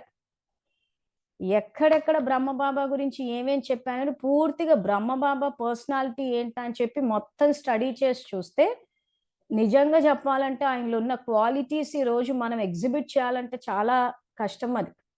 ఎందుకంటే శివబాబా అలా చెప్పగానే ఇలా ధైర్యం చేసి బలహీనతలేసేయడం అంటే అది ఎక్కడ సాధ్యమవుతుంది చెప్పండి? అందరూ ఆయన ధనాన్నేసాడని చెప్పి ధనం తీసుకొస్తే తర్వాత సెకండరీ విషయం. కానీ శివబాబా మురళీలో ఏం చెప్పాడంటే జ్ఞానంలోకి రాగానే బ్రహ్మబాబా చేసిన మొట్టమొదటి పని ఏంటంటే ధైర్యం చేసి తన బలహీనతల్ని యజ్ఞంలో సమర్పణ చేసేసాడు. అంటే చెక్ చేసేసుకున్నాడు ఇంకా శివబాబా చెప్పగానే. చేసేసి మొత్తం బలహీనతల్ని యజ్ఞంలో సమర్పణ చేసేసి తనని తాను సమర్పణ చేసేసుకున్నాడు. ఇదే మహాభోగ్ అన్నాడు. సో ఇప్పుడు అందరు ఎవరెవరికైతే ఈ ప్రశ్న ఉందో బ్రహ్మబాబాని ఎందుకు రిపీట్ అవుతున్నాడు, బ్రహ్మబాబా తనువులోకి ఎందుకు ప్రతిసారి వస్తున్నాడంటే వచ్చే కల్పంలో బ్రహ్మబాబా శరీరంలోకి రాకుండా మన శరీరంలోకి రావాలి అంటే బ్రహ్మబాబాను ఓవర్టేక్ చేయాలి ఈరోజు. ఎందుకంటే ఫోరం అయితే ఓపెన్. సో మరి బ్రహ్మబాబాని ఓవర్టేక్ చేయాలంటే మీరు జ్ఞానంలోకి వచ్చాక బాబా చెప్పగానే వేశారా బలహీనతలన్నీ. రుద్ర యజ్ఞాన యజ్ఞం అంటేనా ఆ యజ్ఞంలో మీ బలహీనతల్ని సమర్పణ చేసి మరజీవ జన్మ తీసుకుని ఆత్మిక స్థితిలో కంటిన్యూ అయిపోండి అన్నాడు శివబాబా. అలా చెప్పగానే ఇలా చేసేసాడు బ్రహ్మబాబా. మరి మనం చేశామా? బలహీనతలు వేశామా? ధైర్యంగా అడుగు ముందుకు వేసి ఇంకా తర్వాత శివబాబా చెప్పిన జ్ఞానం ఉన్నది ఉన్నట్టు చెప్తూ పోయాడు. మరి మనం జ్ఞానం చెప్పామా? తిరుగుబాటు వచ్చింది అయినా నిలబడ్డాడు. అసలు ఈ రోజు సబ్జెక్ట్ బయటకు వచ్చేటప్పుడు చెప్పాను కదా అంటే అంటే మధ్య మార్గంగా ఎవరికి కోపం రాకుండా ఏమంటే కోపం తగ్గించుకోండి, శాంతితోటి అనేసి చెప్తున్నాడు. కానీ ఏకంగా కామ వికారాన్ని ఏం చేయాలని చెప్పాలంటే ఎంత గుండె ధైర్యం ఉండాలి. ఇప్పుడు ఈ 2004లో ఉన్న నిజాలు చెప్తుంటేనే ఇలా ఉంది పరిస్థితి. ఇంకా ఆయన వచ్చినప్పుడు పరిస్థితి ఎలా ఉందో చూడండి. అంత ధైర్యం మనం చేశామా? సో ఈ రకంగా మీరు చెక్ చేసుకుని పెట్టి నిజంగా బ్రహ్మబాబాని ఓవర్టేక్ చేయగలరేమో చూడండి. మీ ప్రశ్నకు ఆన్సర్ వచ్చేస్తుంది. సో ఫస్ట్ ఏం చేయాలి? 18th జనవరి మురళీలు చదవండి. బ్రహ్మబాబా పూర్తి క్వాలిటీస్ గురించి వచ్చింది. తర్వాత చాలా మురళీల్లో బాబా ఈ రకంగా చేశారు, సో మీరు చెయ్యాలి అని శివబాబా బ్రహ్మబాబా గురించి ఆయన ఏమేం చేశారని ప్రతిదీ చెప్తూ పోయారు. లేదు అనుకుంటే ఛానల్లో కూడా ఉన్నాయి. ఆ వీడియోస్ డేట్ని పట్టి కూడా చూడొచ్చు. చూశాక బ్రహ్మబాబా గురించి చదివేటప్పుడు మిమ్మల్ని మీరు పోల్చుకోండి. బ్రహ్మబాబా ఇలా చేశారు, నేను చేశానా? బ్రహ్మబాబా ఈ సందర్భంగా ఇలా చేశారు, నేను చేశానా అని ఇలా పోల్చుకొని చూడండి. ఈ ప్రశ్నకు ఆన్సర్ వస్తుంది. ఎవరెవరికైతే ప్రతి కల్పం బ్రహ్మబాబా తనువులోకి ఎందుకు వస్తున్నారు? ఎందుకంటే బ్రహ్మబాబా తనువులోకి వచ్చినప్పుడు ఆయనతో పాటు ఎంతో మంది జ్ఞానంలోకి వచ్చారు. సో ఆయనతో పాటు ఎంతో మంది వచ్చినప్పుడు ఆ క్వాలిటీసే డెవలప్ చేసుకుని బ్రహ్మబాబా ఆ తర్వాత బ్రహ్మబాబా తనువులోకి వచ్చాక మళ్ళీ చదివించడం మొదలు పెట్టాడు. సో అందరూ చదువుకున్నారు. మరి అందరూ చదువుకుని ఎగ్జామ్ పెట్టినప్పుడు మరొక బ్రహ్మబాబానే పాస్ అయ్యాడు కదా, మరి మిగిలిన వాళ్ళంతా ఫెయిల్ అయ్యారు అంటున్నాడు. సో మీరు 1969 నుంచి మురళి చదువుకుంటూ పోతే ధర్మరాజుకు ఒక మురళి రెఫరెన్స్ ఇచ్చాను. 1975 మురళి అది. ఆ మురళిలో కూడా బాబా ఏం చెప్పారు? అందరూ మొదటి పాఠంలో ఫెయిల్ అయ్యారన్నాడు. 75 మురళి ఏదో ఉంది చూసారా? మొదటి పాఠం ఆత్మ అన్న పాఠం పెద్ద చిక్కు ప్రశ్న అయిపోయింది. మహారథులంతా ఫెయిల్ అయ్యారని చెప్పారు. సో ఆయన 1936లో వచ్చి అందరినీ చదివించి అందరికీ ఎగ్జామ్ పెట్టినప్పుడు మరి మిగిలిన వాళ్ళు పాస్ అవ్వాలి కదా, ఫెయిల్ అయితే శివబాబా ఏం చేస్తాడు? బ్రహ్మబాబా తనువులోకి వచ్చాడని చూస్తున్నారు కానీ అందరికీ అవకాశం ఇచ్చాడు. ఓకే, ఆయనకు ధైర్యం ఉంది, చేయగలడని. ఆయన తనువులోకి వచ్చినా కానీ ఎక్స్ట్రా బెనిఫిట్స్ అంటూ ఏమి ఇవ్వలేదు. ఆయన తనువులోకి వచ్చాడు కదా అని చెప్పేసి ఏదో ఊరికే ఏదో మార్కులు వేసేసి ఏం కాదు. ఆయన చేసిన పురుషార్థానికే వేశాడు మార్కులు, ఆయన చేశాడు కూడా. సో ఎగ్జామ్ అందరికీ పెట్టాడు అప్పుడు. మరి ఎగ్జామ్ అందరికీ పెడితే అందరు మొదటి పాఠంలో ఫెయిల్ అయ్యారు కదా, ఆయన పాస్ అయ్యాడు మరి. సో మళ్ళీ వచ్చే కల్పంలో బ్రహ్మబాబా శరీరంలోకి రాకుండా మన శరీరంలోకి రావాలంటే మరి అంత ఆయనను ఓవర్టేక్ చేసేంత పురుషార్థం చెయ్యాలి మరి. ఎందుకైతే ఫోరం అయితే ఓపెనే ఉంది. శివబాబా ఏమి నేను వీళ్ళకే ఇస్తా వాళ్ళకే ఇస్తా అని చెప్పి ఆయన బ్రహ్మబాబాకి తండ్రి ఎంతో మనకు అంతే. కాబట్టి బ్రహ్మబాబా తోటి పోల్చుకొని చూడండి. ప్రతి అడుగులో బ్రహ్మబాబా ఇలా చేశారు, నేను ఇలా చేస్తున్నానా అని చెప్పి ప్రతి అడుగులో ఆయనని పోల్చుకుంటూ పోతే ఈ ప్రశ్నకు సమాధానం కరెక్ట్గా వస్తుంది. ఎందుకు బ్రహ్మబాబాని సెలెక్ట్ చేయాల్సి వచ్చిందా, బ్రహ్మబాబాలో ఉన్న క్వాలిటీస్ నాలో ఉన్నాయా అని చెక్ చేసుకుంటే ఆన్సర్ వచ్చేస్తుంది. మనం ఊరికే బ్రహ్మబాబా వచ్చేసాడు, ఆయన ఎందుకు చేశాడు అంటే నెక్స్ట్ క్వశ్చన్ ఇదే వేసుకోవాలి, నన్ను ఎందుకు చేయలేదు అని ఎవరికి వాళ్ళు ప్రశ్న వేసుకోవాలి.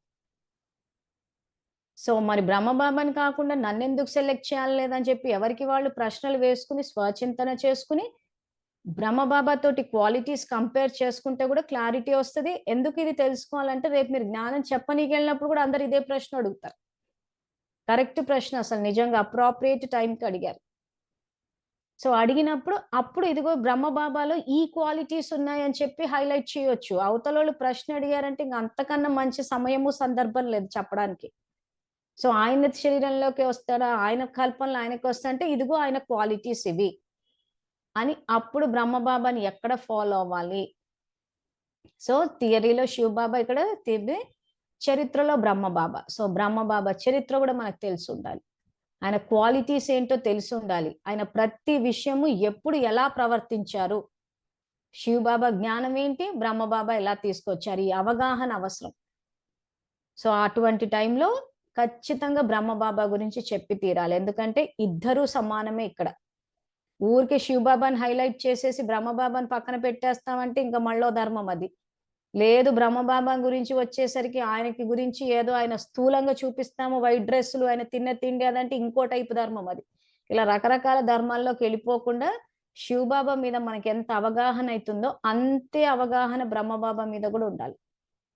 అది ఉంటేనే ఆయన సమానంగా తయారు కాగలము, ఆయన సూర్యవంశంలోకి రాగలం.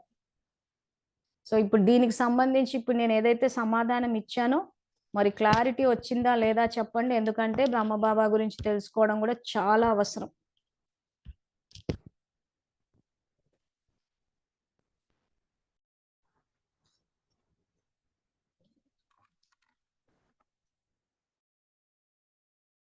సో బ్రహ్మబాబా పాత్రకి సంబంధించి ఏమైనా ప్రశ్నలు ఉంటే క్లారిఫై చేసుకోండి అందరూ.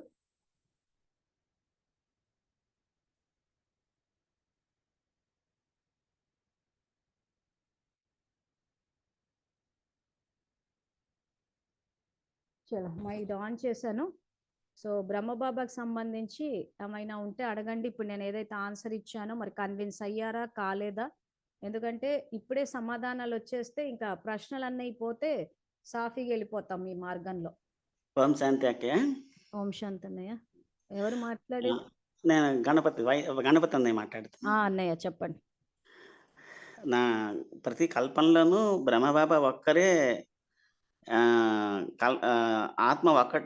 ఆత్మలోనే భగవానుడి ప్రవేశం జరుగుతుంది.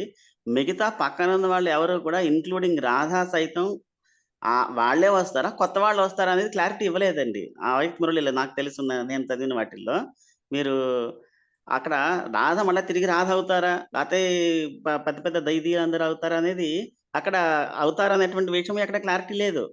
అది మారుతూ ఉంటాయి ఆత్మలు అనేటువంటిది నాకు అర్థమైనటువంటిది. ఇప్పుడు 108 స్లైడ్ పెట్టాం చూసారా? అవును, 108 కూడా ఎక్స్ట్రా చేస్తా ఉన్నారు. 108 లో కూడా తిరిగి రారు. 33 కోట్లది కూడా స్లైడ్ పెట్టాం చూసారా? అవును. ఏమంటున్నాడు, పోయిన కల్పం వాళ్ళు వస్తారు, ఈ కల్పంలో కొత్త వాళ్ళు కూడా వస్తారు. అక్కయ్య పోయిన కల్పం వాళ్ళు ఖచ్చితంగా వస్తారనేది కూడా లేదు అనేటువంటి విషయం గురించి చెప్పిన లేదు. పోయిన కల్పం వాళ్ళు ఈ కల్పంలో వస్తారని చెప్పలేము, ఈ కల్పంలో ఉన్న వాళ్ళు పై కల్పంలో వస్తారని చెప్పలేము. ఏ కల్పంలో కృషి ఆ కల్పంలో పురుషార్థం అంతే అంతే అంతే. ఎందుకు పెట్టాడా రూలు?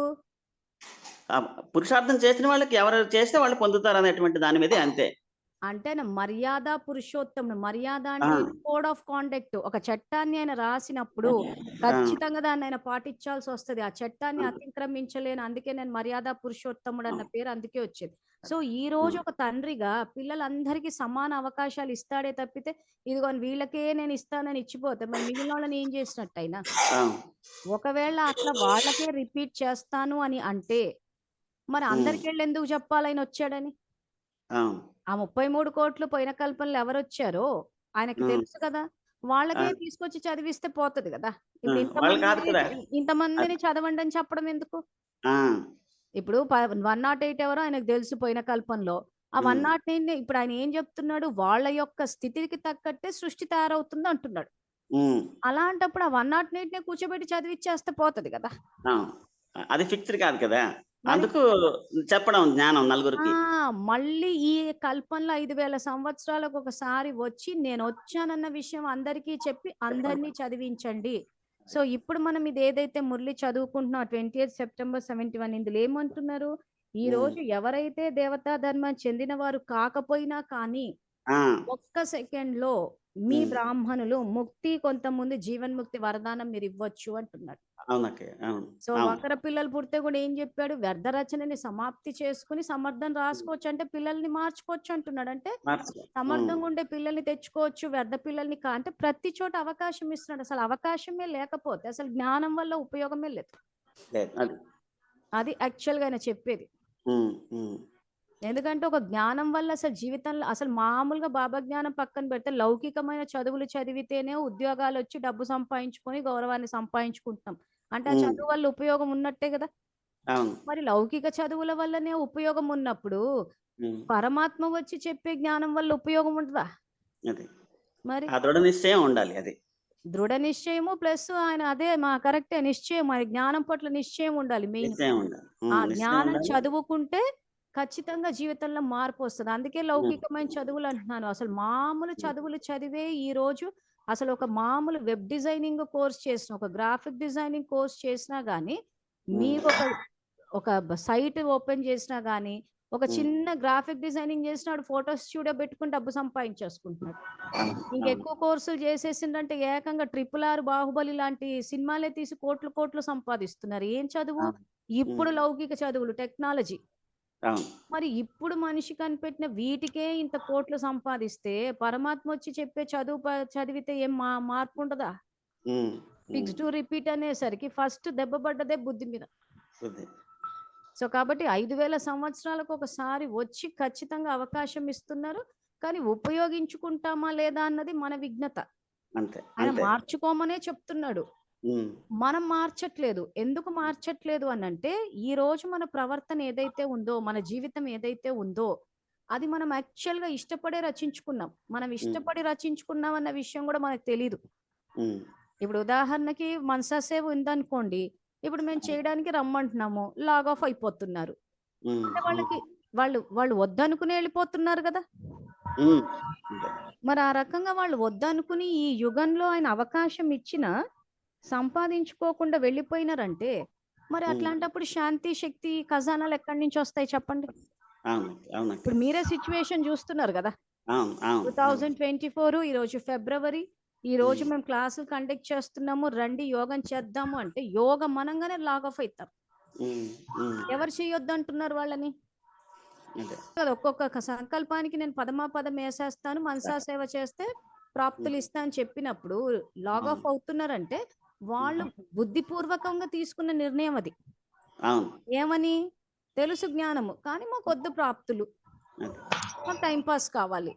హ్మ్. అంటే ఏంటి? ఆ మనసా సేవ చేస్తే ఏవైతే ఖజానాలొస్తాయో, ఆ ఖజానాలని వద్దనుకుంటున్నారాళ్ళు. హ్మ్. మరి ఆ రకంగా వద్దు అని అనుకున్నప్పుడు, జీవితంలో మార్పెట్లొస్తది చెప్పండి? అవును. అవునక్క. అర్థమైందా? ఎక్కడ తప్పు ఆ! చేస్తున్నామో? అర్థమైంది. అర్థమైందక్క. ఆ! అర్థమైందక్క. సో, ఈరోజు ఆయన ఇస్తాను అని చెప్తుంటే ఎవరు తీసుకోమంటున్నారు. అవును. మరి అలాంటప్పుడు ఎట్లా మారుతది? సో, ఇక్కడ ఏమవుతదంటే జ్ఞానులకు మారుతది, అజ్ఞానులకు మారదు. హ్మ్. ఎవరైనా బుద్ధి ఉపయోగించి చూసి ఇప్పుడు మేమే జీవితాన్ని చూసేసుకున్నాం. ఎక్కడెక్కడ తప్పులు జరిగినాయో అర్థమైపోయింది మాకు. సో, హ్మ్. పనిగట్టుకుని అదే పని మీద ఉన్నానిప్పుడు నేను. స్వచింతన చేసుకోవడము, ఓహో! ఇక్కడ తప్పు చేశాను.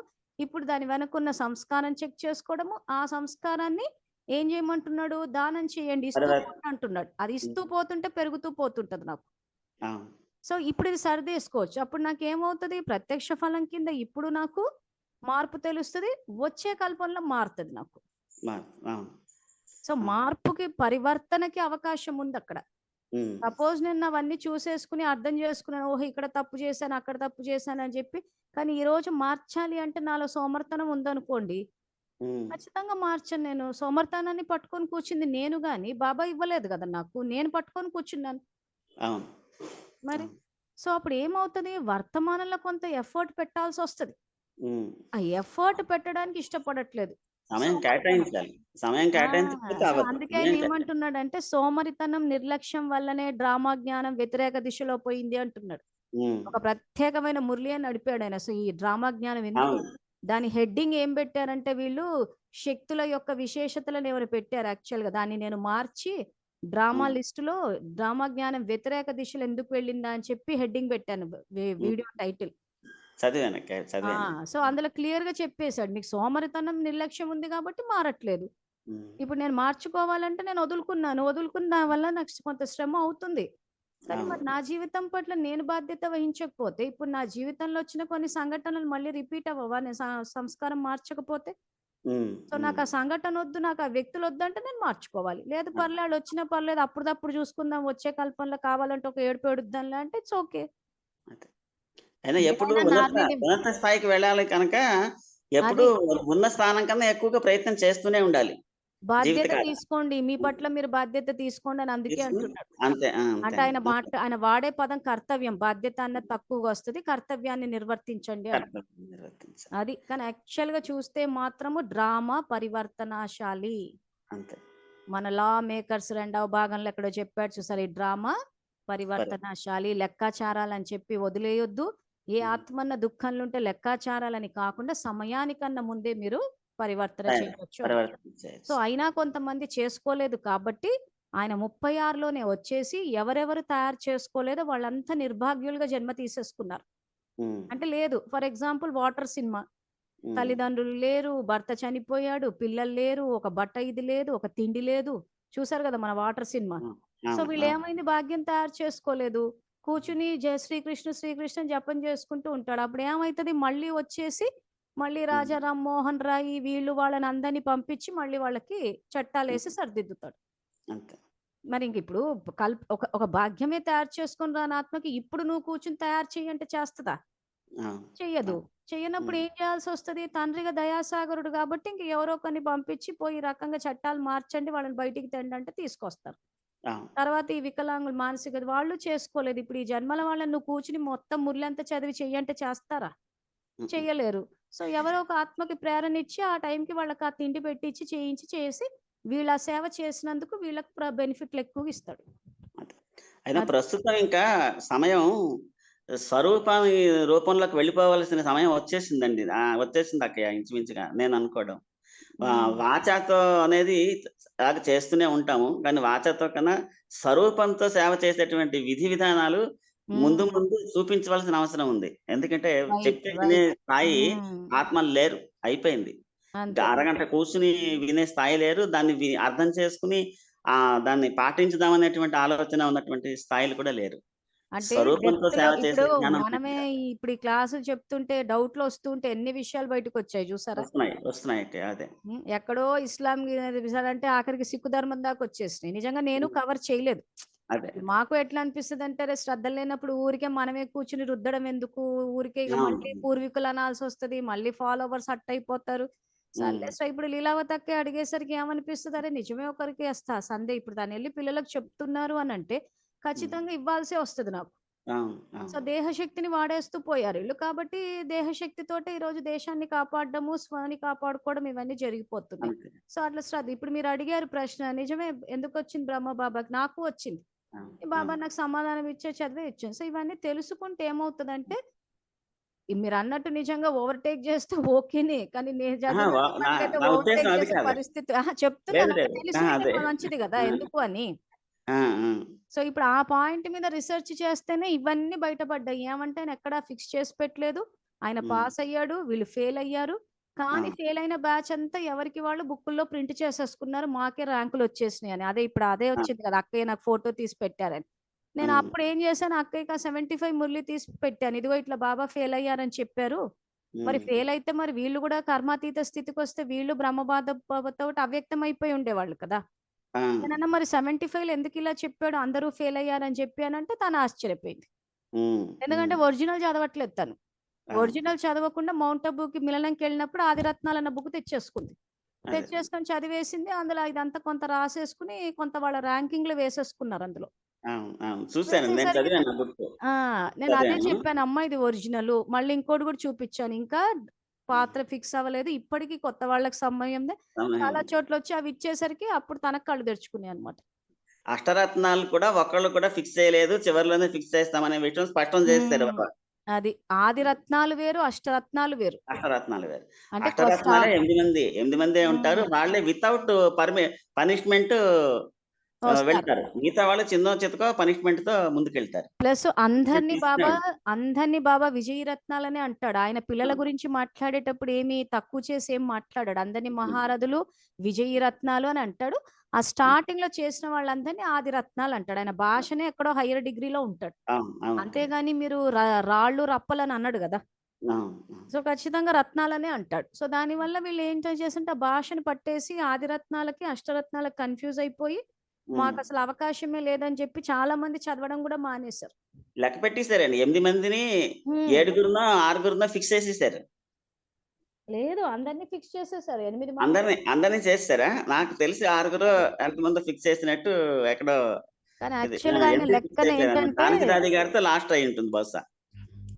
ఆవిడకేదో థర్డో, ఫోర్తో ర్యాంక్ ఏసేసారు. ఫస్ట్, సెకండ్ ఆహాహా! ప్రకాష్ హుహు. మందాత, కిషోర్ దాదా అని ఆయనకెవరికో ఏవో ర్యాంక్‌లేసుకున్న వాళ్ళకి వేశారు. అది నచ్చినోళ్ళందరూ. అవును. అవును. అవును. ఏసారు కొంతవరకు చూసాను అవునండి. నేను. సో, హ్మ్. అక్కడేంటంటే వస్తే శివబాబా ఎవరొస్తేనే లెక్కన మంచిదే. హ్మ్. బ్రహ్మబాబా నంబర్ 1 ర్యాంక్ అయితే మమ్మ నంబర్ 2, హ్మ్. ఈ నంబర్ 3 కల్పంలో. బ ఈ మమ్మ ఈ కల్పంలో. కల్పంలో నంబర్ 2. మళ్ళా కల్పానికి మమ్మ మారొచ్చు. మళ్ళా ఆవిడే రావచ్చు చెప్పలేం. రావచ్చు, రాకపోవచ్చు. రాకపోవచ్చు. అది సో, చెప్పలేం. నంబర్ 3 అంటే మొదటి నారాయణుడి వారసుడు ఎవరైతే ఉంటాడో నంబర్ 3 అతను. అవును. అవునండి. అష్టరత్నాలు అనంటే హ్మ్. 4 జంటలు. హ్మ్. అవును. అష్టరత్నాలంటే 8 8. విశ్వమహారాజులు కాదు. హ్మ్. హ్మ్. 4 జంటలు. హ్మ్. సో, అట్లా లెక్కేసుకుంటొచ్చాడు బాబా. ఆ! హ్మ్. సో, వీళ్ళు విశ్వమహారాణి గూడా ఎందుకన్నట్టు ఏకంగా విశ్వమహారాజు ఇది వేసేసుకొని, ఆ అవును. గుల్జార్ దాది చెప్పేటప్పుడు నేను ఒక మా విశ్వమహారాణిని కాను గానీ నేను రాకుమారినయిపోతా అంటే ఆవిడ అక్కడికొచ్చేస్తదనుకో. రాకుమారివయితావంటే ఏ యుగంలో అన్నది ఎవరు అడగలేదు ఆమెని. అవును. 'గుల్జారి హ్మ్. దాది' గారికి ఒక హ్మ్. వరదానం ఇచ్చారక్కయ్య. నాకు గుర్తున్నది. హ్మ్. ఆహ్, తిరిగి జన్మ లేకుండా సూక్ష్మలోకంలో బ్రహ్మబాబా గారితో పాటు ఉండడానికి వరదానం ఇచ్చినట్టు ఎక్కడో పుస్తకంలో చదివానక్కయ్య. వీళ్ళ పుస్తకాలది. అదొక్కటి. లేదు. వీళ్ళ అది మరది పుస్తకాలది. సాకార మురళి అయితే తెలీదు గానీ, అదొక్కటి మిగతా వాళ్ళందరూ అన్నయ్య, జన్మలు తీసుకోవడమే తప్పదు. అన్నయ్య పాజ్, పాజ్, పాజ్, పాజ్. ఆహా! గుల్జార్ దాది ఏం పురుషార్థం చేసిందని కర్మాతీత స్థితికొస్తది చెప్పండి? ఒక వరదానం ఇచ్చిందా? అసలు జ్ఞానాన్ని బయటికి తీసుకొచ్చిందా? ఏం చేసిందని జెప్పి ఆమె కర్మాతీత స్థితికొస్తది చెప్పండి? జన్మ లేకుండా ఉండడానికి? చెప్పండి. మీరు చెప్పండి. ఇప్పుడు బుక్కులు చదివారు గదా! ఆమె అంటే, సింపుల్‌గా వరదానం ఇచ్చిందా? అంటే పోనీ భ బాబా జ్ఞానాన్ని భగవానుడు సరిదిద్దిందా? ఇప్పుడు భ ప్రకాష్ మణి దాది రాంగ్ డైరెక్షన్‌లో తీసుకెళ్తే తనేమైనా రైట్ డైరెక్షన్‌లో తీసుకొచ్చిందా? ఇప్పుడు జ్ఞానం ఏ డైరెక్షన్‌లో పోయిందో నేను మీకు చెప్పేసాను. ఆ స్థాయి మాటలు నేను మాట్లాడలేను. అక్కడే వస్తుంది ఆ! సమస్య. మరి ఆ ఆ స్థాయి స్థాయి మాట్లాడలేను. మాటలంటే మన ఉద్దేశ్యం ఏంటి? మన ఫోరం ఏంటి అన్న దాన్ని బట్టి ఉంటాయి. హ్మ్. ఇప్పుడు హ్మ్. గుల్జార్ దాది శరీరంలోకి బాబా వచ్చేసారు కాబట్టి ఇంక మేము మాట్లాడము అనంటే, ఎక్కడ హ్మ్. మాట్లాడుతున్నాం మనము? జూమ్ క్లాస్‌లో మాట్లాడుతున్నాం. ఎందుకు మాట్లాడాల్సొచ్చింది? ఇప్పుడు ఆ సబ్జెక్ట్ వచ్చింది కాబట్టి. వచ్చింది. అవును. అవును. సో, అప్పుడున్న పరిస్థితులు, వ్యక్తులు దీన్ని బట్టి పాపపుణ్యాలు నిర్ణయించబడతది గానీ, మనమేం వెళ్లి ఎక్కడో కూర్చొని ఏం ప్రచారాలేం చెయ్యట్లేదు కదా! అవును. అంటే మరి అలాంటప్పుడు మరి భగవానుడంతటి వారు అంటే నేనెందుకు ఒక శరీరంలో ప్రవేశం తీసుకున్నారు అంటే, ఆ ప్రవేశం తీసుకునే ఆత్మ శరీరము ఖచ్చితంగా ఆ క్వాలిటీస్‌ని కలిగి ఉంటేనే అందులో ప్రవేశం చేస్తారు. మిగతా వాళ్ళు దాంట్లో లేదు గదా! అక్కయ్య. ఆ! అన్నయ్య ఏ శరీరమైనా గాని ఆయన ప్రవేశం చేయగలడు. ఆహా! బ్రహ్మబాబా తనువులోకొచ్చినప్పుడు ఆయన తమోగానే ఉన్నారు. ఈ విషయం ఉన్నారు. అవును. ఎందుకు చేయగలరు. మాట్లాడి ఎందులోనైనా ఎందుకు చేయగలరు. పాజ్. హ్మ్. ఎందుకు తెలుసుకోవాలంటే ఇందాక మీరేమన్నారంటే, హ్మ్. గుల్జార్ దాది అక్కడ వతనంలో ఉన్నారు. మళ్ళీ జన్మ లేకుండా అన్నది రాంగ్ స్టేట్‌మెంట్ అని చెప్తున్నాను. అది అవ్యక్త మురళిలో ఎక్కడైనా ఉంటే మీకు పెడతాను. ఆ! అట్లా ఉంటే పెట్టండి. ఆ! ఎందుకంటే మీరు పెడతాను. మీకు చెప్పిన 2 విషయాలు చెప్పాను. 2 విషయాలు ఇంతకు మునుపో విషయం చెప్పాను. ఎక్కడో వెతుకుతానని. ఇప్పుడు మీరు ఆహ్, చెప్పిన పాయింట్ ఏదైతే ఉందో నేను చదివాను గాని రామాయణ భారతాలని తీసుకొని జ్ఞానం చెప్పడం అనే విషయం మీద ఒకటి. ఇదొక విషయం. ఈ 2 కూడా నేను వెతుకుతాను. మీరు చెప్పిన గుల్జార్ దాది గురించి నేను చదివాను. కానీ అది వీళ్ళ ఆ! జ్ఞానంలో చదివాను నేను. ఎందుకంటే ఆహాహా! 2015కి బాబా మురళీలు చెప్పడం ఆపేశారు. అవును. తను శరీరం వదిలింది మొన్న. ఎప్పుడు 2020 ఎప్పుడు. సో, ఆ! 2015కే శివబాబా మురళీలు చెప్పడం ఆపేసిన వ్యక్తి, మరి హ్మ్. జ ఈవిడ అక్కడ గుల్జార్ దాది వెళ్లి శరీరం తీసుకోలేదన్న విషయం ఎట్లా చెప్తాడు మురళిలో? ఆవిడ అప్పటికి బతికే ఉందిగా. అర్థమైందా మీకు లాజిక్? అర్థమైంది. అర్థమైంది. అది నేను ఇంకొక మాట అడిగి మీరేమంటున్నారంటే చేయాలి. ఆమె జన్మ తీసుకోకుండా వతనంలో ఉంటది అని చెప్పి అంటున్నారు. బాబా అవును. మురళి వతనంలో ఉండడానికి వరదానం 2015 ఇచ్చారని. 2015లో ఆపేశాడు. మరి హ్మ్. 2015 నుంచి రాని బాబా ఎట్లా చెప్తాడు ఈ విషయము? హ్మ్. చెప్పండి. హ్మ్. చెప్పడు గదా! అవును. మరి. అది 2015 తర్వాత మురళీలో ఉందా అక్కయ్య అది? అసలు 2015 గాని ఆగిపోయాడు గదా! రావడము. ఇంకా తర్వాతంతా రికార్డింగ్‌లేగా. అవును. రికార్డింగే. ఆ! వీళ్ళేం జేస్తున్నారంటే వీళ్ళు చెప్పదలుచుకున్న విషయాలు శరీరాలు వదిలేయగానే వెంటనే సందేశీ ఆత్మ అని చెప్పి ఈళ్ళు అవును. స్పిరిట్ సందేశి ఆత్మ. ఆ! అది హ్మ్. అక్కడొచ్చింది చదివాను నేను గూడా. నాకు అచ్చా! ఫోన్‌లో అచ్చా! వచ్చేప్పుడు అప్పుడు ఆ! అర్థమైంది. అప్పుడు ఆళ్ళకదే చెప్పానమ్మా 2015లో ఆగిపోయింది. సందేశీ పాత్ర మాయ అన్న. ఆ! ఏదైనా చెప్పాల్సొస్తే శివబాబా చెప్తాడు. చెప్తారా? నాకు కనెక్ట్ అవ్వండి నేను చెప్తాను అంటున్నాడు. సో, ఆ! ఎవరో సందేశిని మీడియేటర్‌గా పెట్టుకోవాల్సిన అవసరం ఆయనకి లేదు. హ్మ్. హ్మ్. అది పాయింట్. So, okay. లాజిక్ అక్కడ ఆలోచించాలి. ఎక్కడ ఆపాడు? హ్మ్. తర్వాత వీళ్ళెలా తీసుకొస్తున్నారు? సో, ఓవరాల్‌గా చెప్పొచ్చేదేంటంటే బాబా మురళీలు తీసి చదవండి. అంతే. అంతే. అది పక్కా. ఓకే. ఓకే. హ్మ్. సరేనా? అవును సార్. అవును ఇంకెవరికైనా సార్. ఏమైనా ప్రశ్నలు? థాంక్ యూ అన్నయ్య. ఓకే. ఓకే. సో, ఎవరికైనా ఇంకేమైనా ప్రశ్నలున్నాయా? బ్రహ్మబాబా మీద.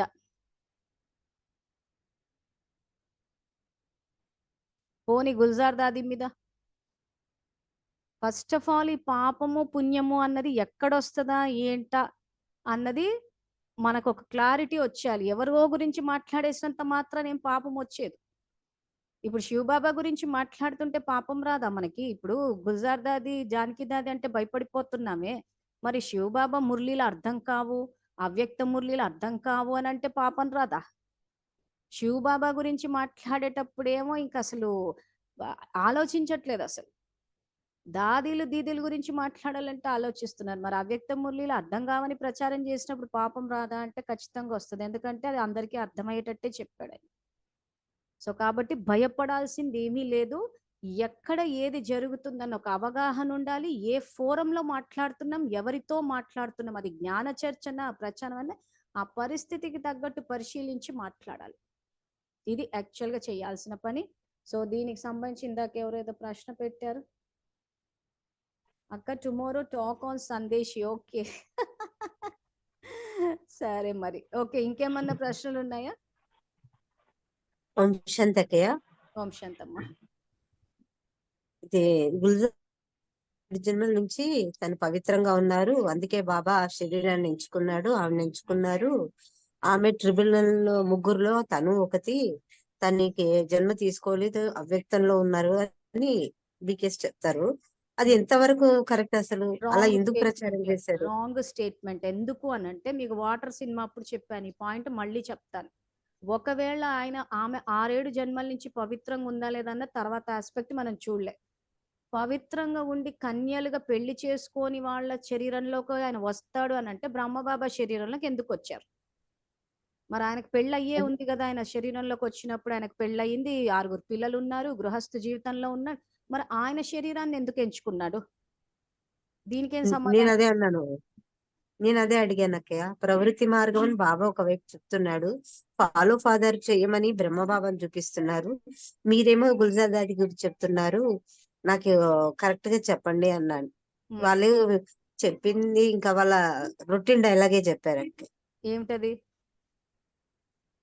ఈ బాబా చెప్పిండు ఏది చెప్తే అది హాజీ అనాలి గాని మళ్ళీ నువ్వు దాన్ని ఎందుకు లేదు. అడుగుతున్నావు బుద్ధి, అనేసి. బుద్ధి, బుద్ధి వాడమన్నాడాయన. హాజీ అనమంటే ఆ, సేవలకు సంబంధించి ఆయన ఇప్పుడు సపోజ్ ఎళ్లి విశ్వసేవ చేసి రమ్మన్నాడు అనుకోండి. అప్పుడు హాజీ అనాలి. అంతే తప్పితే వీళ్ళిక్కడ ఏం చేశారంటే మాకు కన్యలు కావాలి, కన్యలు కావాలి అని చెప్పి గుల్జార్ దాదిని ఉదాహరణగా చూపిచ్చారు. ఇప్పుడు మనం ఇక్కడ కూర్చొని జూమ్‌లో మాట్లాడుతున్నాం అక్కయ్య. కానీ ఆ రోజుల్లో ఎంతో మంది వీళ్ళని వ్యతిరేకించారు. ఎంతో మంది వీళ్ళ జ్ఞానాన్ని మనము 15థ్ ఏప్రిల్ 92 మురళి ఒకటి చదివాం. సగం వరకు గుర్తుందా? బాబా ఈ దాదీలు, దీదీలు మంచివాళ్ళు కాదు అని అన్నారు. గుర్తుందా? అవును చెప్పారు అక్కయ్య. యాక్చువల్‌గా అక్కడే వచ్చింది. చాలా కంప్లెయింట్‌లెళ్ళాయి ఆయనకి. కానీ ఆ పుణ్యం ఖాతా కూర్చోబెట్టాల్సొచ్చింది. సో, ఇక్కడ ఏమవుతుందంటే, ఆ రోజుల్లో ఎంతో మంది క్వెషన్ చేశారు. వీళ్ళు చెప్పిన దేహ జ్ఞానం తప్పుడు జ్ఞానాన్ని. సో అప్పుడు వీళ్ళు ఏం చేశారు, గుల్జార్ దాది 5-6 సంవత్సరాల నుంచి పవిత్రంగా ఉంది కాబట్టి అందుకే ఆమె తనువుని తీసుకున్నాడు అని చెప్పేసి, కాబట్టి బాబాకి కన్యలు కావాలి అని చెప్పి అటు నుంచి తీసుకొచ్చేసారు. ఇప్పుడు నాకే డౌట్ వచ్చింది, మరి బ్రహ్మబాబా తనువులకు ఎందుకు వచ్చిందంటే ఇంకెవ్వరికి రాదా ఈ డౌట్? ఎంతో మందికి వచ్చింది. ఎంతో మంది ఆ రోజు క్వశ్చన్ చేశారు. చేస్తే ఏం చేశారు, మీరు మౌంట్ అబూలోకి రావద్దని చెప్పేసి గెంటేశారు. సో ఈ బ్యాచ్ అంతా ఏం చేస్తుందంటే ఎవరైనా క్వశ్చన్ చేయగానే వెంటనే మౌంట్ అబూకి రాకండి, సెంటర్కి రాకండి అని ఏదో రకంగా దూరం చేసేయడము, సమస్యలు సృష్టించడము, లేదా చెడ్డ పేరు, వీళ్ళు వేరే మార్గాలు, వేరే పార్టీలు. దానివల్ల ఏమైపోయిందంటే వీళ్ళని ప్రశ్నించిన వాళ్ళందరినీ ఆ రకంగా తొక్కేశారు. సో సింపుల్ లాజిక్ అయిన గృహస్థులు ఉన్న వ్యక్తి శరీరంలోకి వచ్చినప్పుడు కన్యలు కావాలి అని చెప్పి గుల్జార్ దాదిని ఎందుకు ఆమెనే చేయాలని చెప్తాడు? సో ఇక్కడ ఏంటి లాజిక్ అయినది, బ్రహ్మబాబా పాత్రని అక్కడికి చేసేసి అవ్యక్త స్థితిలో కూడా చెయ్యాలి అని చెప్పడం కోసమని ఆయన శరీరం వదలాల్సి వచ్చింది, సేవలు వేగవంతం చెయ్యడానికి అన్నది రీజన్ చెప్పాడు అవ్యక్తంలో, మురళిలో. నెక్స్ట్ ఏం చేశాడు, ఇక్కడ అందరికీ అవకాశం ఇస్తున్నాడు. ప్లస్ ఏంటంటే నెక్స్ట్ గుల్జార్ దాది శరీరంలోకి కూడా వచ్చాడు. డ్రామానుసారం అంటాడు. ఇప్పుడు బ్రహ్మబాబాని ఎందుకు సెలెక్ట్ చేశాడో ఇంతసేపు చెప్పేశాను నేను. తనని ఎందుకు సెలెక్ట్ చేశాడు, రేపటి రోజున ఏమంటారు, మీరు మాకు వచ్చేసి మా శరీరంలోకి కూడా వస్తే మేము చేస్తానన్న ఒక పాయింట్ వస్తుంది. అంటే వీళ్ళేదో క్వశ్చన్ చేస్తారని ఆయన ఏం భయపడడు, ఆయనకేమి జవాబుదారీతనం అని చెప్పేసి వీళ్ళేదో అడుగుతారని కాదు. కానీ అక్కడ తను వచ్చి కూడా చెప్పాడు ఆయన. చెప్పినప్పుడు మరి ఆమె ఎందుకు విశ్వమహారాజ్ కాలేదు? ఇప్పుడు బ్రహ్మబాబా తనువులోకి వచ్చాడు కాబట్టి ఆయన విశ్వమహారాజ్ అయ్యాడంటే మరి గుల్జార్ దాది ఎందుకు విశ్వమహారాజ్ కాలేదు? అంటే పురుషార్థం మీదనే ఆధారపడి ఉన్నట్టు కదా. సో ఇక్కడ ఆయన తర్వాత ఎవరో ఒకరు శరీరం తీసుకోవాలి కాబట్టి మురళీలు ఏం చెప్పాడంటే ఆమెలో సరళ స్వభావం, బాధ్యత ఉందని చెప్పి తీసుకున్నాను, అంతే తప్పితే దానివల్ల ఇటు బ్రహ్మబాబాకి ఎక్స్ట్రా బెనిఫిట్ ఇవ్వలేదు, ఆమెకు ఇవ్వలేదు. పురుషార్థం అయితే చూశాడు. సో ఎక్కడ కూడా తన తనువును తీసుకున్నాడన్న మాటే గాని యజ్ఞంలో సత్యమైన జ్ఞానం ముందుకు వెళ్ళడానికి తన వైపు నుంచి ఏ ప్రయత్నం చేయలేదు. ప్రకాశ్మణి దాదికి సపోర్ట్ ఇచ్చుకుంటూ వెళ్ళిపోయింది. వీళ్ళు ఏదైతే ఆ స్టేజ్ మీద ఆమె తనువులోకి వచ్చినప్పుడు ఏ మురళి అయితే వచ్చింది, చదువుకున్నారు వాళ్ళు కూడా. కానీ తెచ్చేటప్పుడు మరి సాకార మురళిలో ఆ రకంగా తప్పులు ప్రింట్ అయ్యి వీళ్ళ సొంత జ్ఞానం వచ్చినప్పుడు ఆపిందా గుల్జార్ దాది? ఆపలేదు కదా. మరి ఆపాలి కదా. పోనీ ఏమైనా వరదానాలు దేహ జ్ఞానం కాదు బాబా చెప్పింది ఆత్మ జ్ఞానం అని చెప్పి ఎక్కడైనా ఫోరంలో అనౌన్స్ చేసిందా చెప్పండి? లేదు, మీరు కింది నుంచి పైకి కాదు చేస్తూనే పోయారు.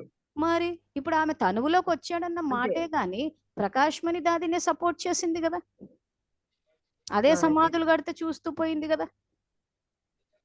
మరి సో ఎక్కడ యజ్ఞానికి బాబా చెప్పినట్టు ఎక్కడ ఆజ్ఞాకారైంది? చేసుకున్న పుణ్యం ఉంటే డ్రామానుసారము. సో కాబట్టి ప్రకాశ్మణి దాది అక్కడ వచ్చింది కాబట్టి ఆమెను కూర్చోబెట్టాల్సి వచ్చింది. దాని ఉదాహరణ మీకు భక్త ప్రహ్లాద సినిమేస్ చూపించాము. సో ఆ రకంగా పుణ్యాన్ని వినాశనం చేయడైనా. సో ఆయన సృష్టి మీద అవతరించే టైంకి అందరూ తమ్మోగానే ఉన్నారు. ఆయన లెక్కన బ్రహ్మబాబా కూడా తమ్మోనే, ఎందుకంటే ఎండింగ్కి వచ్చేస్తున్నారు. ఆయన కూడా నిరాకారుడు ఎవరన్న విషయం మర్చిపోయి ఆయన విష్ణువునే పూజ చేస్తున్నాడు. ఆయన గృహస్థులైన బాగానే ఉన్నాడు. సో సృష్టి తమో అయిపోయింది. మరి దాన్ని చెయ్యాలి అంటే ఖచ్చితంగా ఒక తమో శరీరంలోకే వస్తాడు ఆయన. అంతేగాని పూర్వజన్మల్లో అంత పవిత్రంగా, ఆమె అంత పూర్వజన్మల్లో పవిత్రంగా ఉంటే సృష్టి ఎందుకు అపవిత్రమైంది మరి చెప్పండి? అందరూ దిగారు కదా మెట్లు.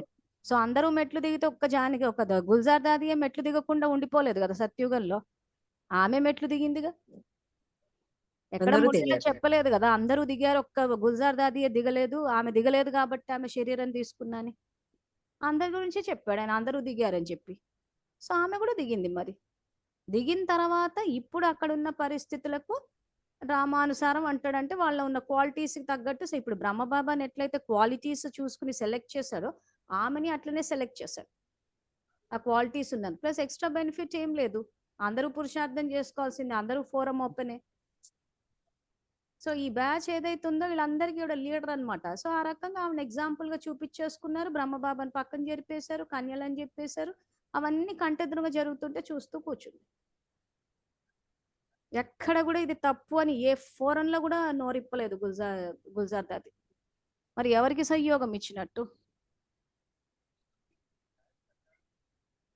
ఈ రోజు వాళ్ళు బాబాదైతే పాటించలేదు అసలు. ఈ రోజు వాళ్ళు ఎందుకు మౌంట్ అబులో కూర్చొని ఉన్నారా అన్నదే మన భక్త ప్రహ్లాద సినిమా స్టోరీ. అవునా? ఆన్సర్స్ అవునక్క. వచ్చేసాయి, వస్తున్నాయి కూడా. వాట్సాప్ కి మెసేజ్లు కరెక్టే పెడుతున్నారు. సేమ్ అదే అక్కడ వర్తింప చేసుకోండి.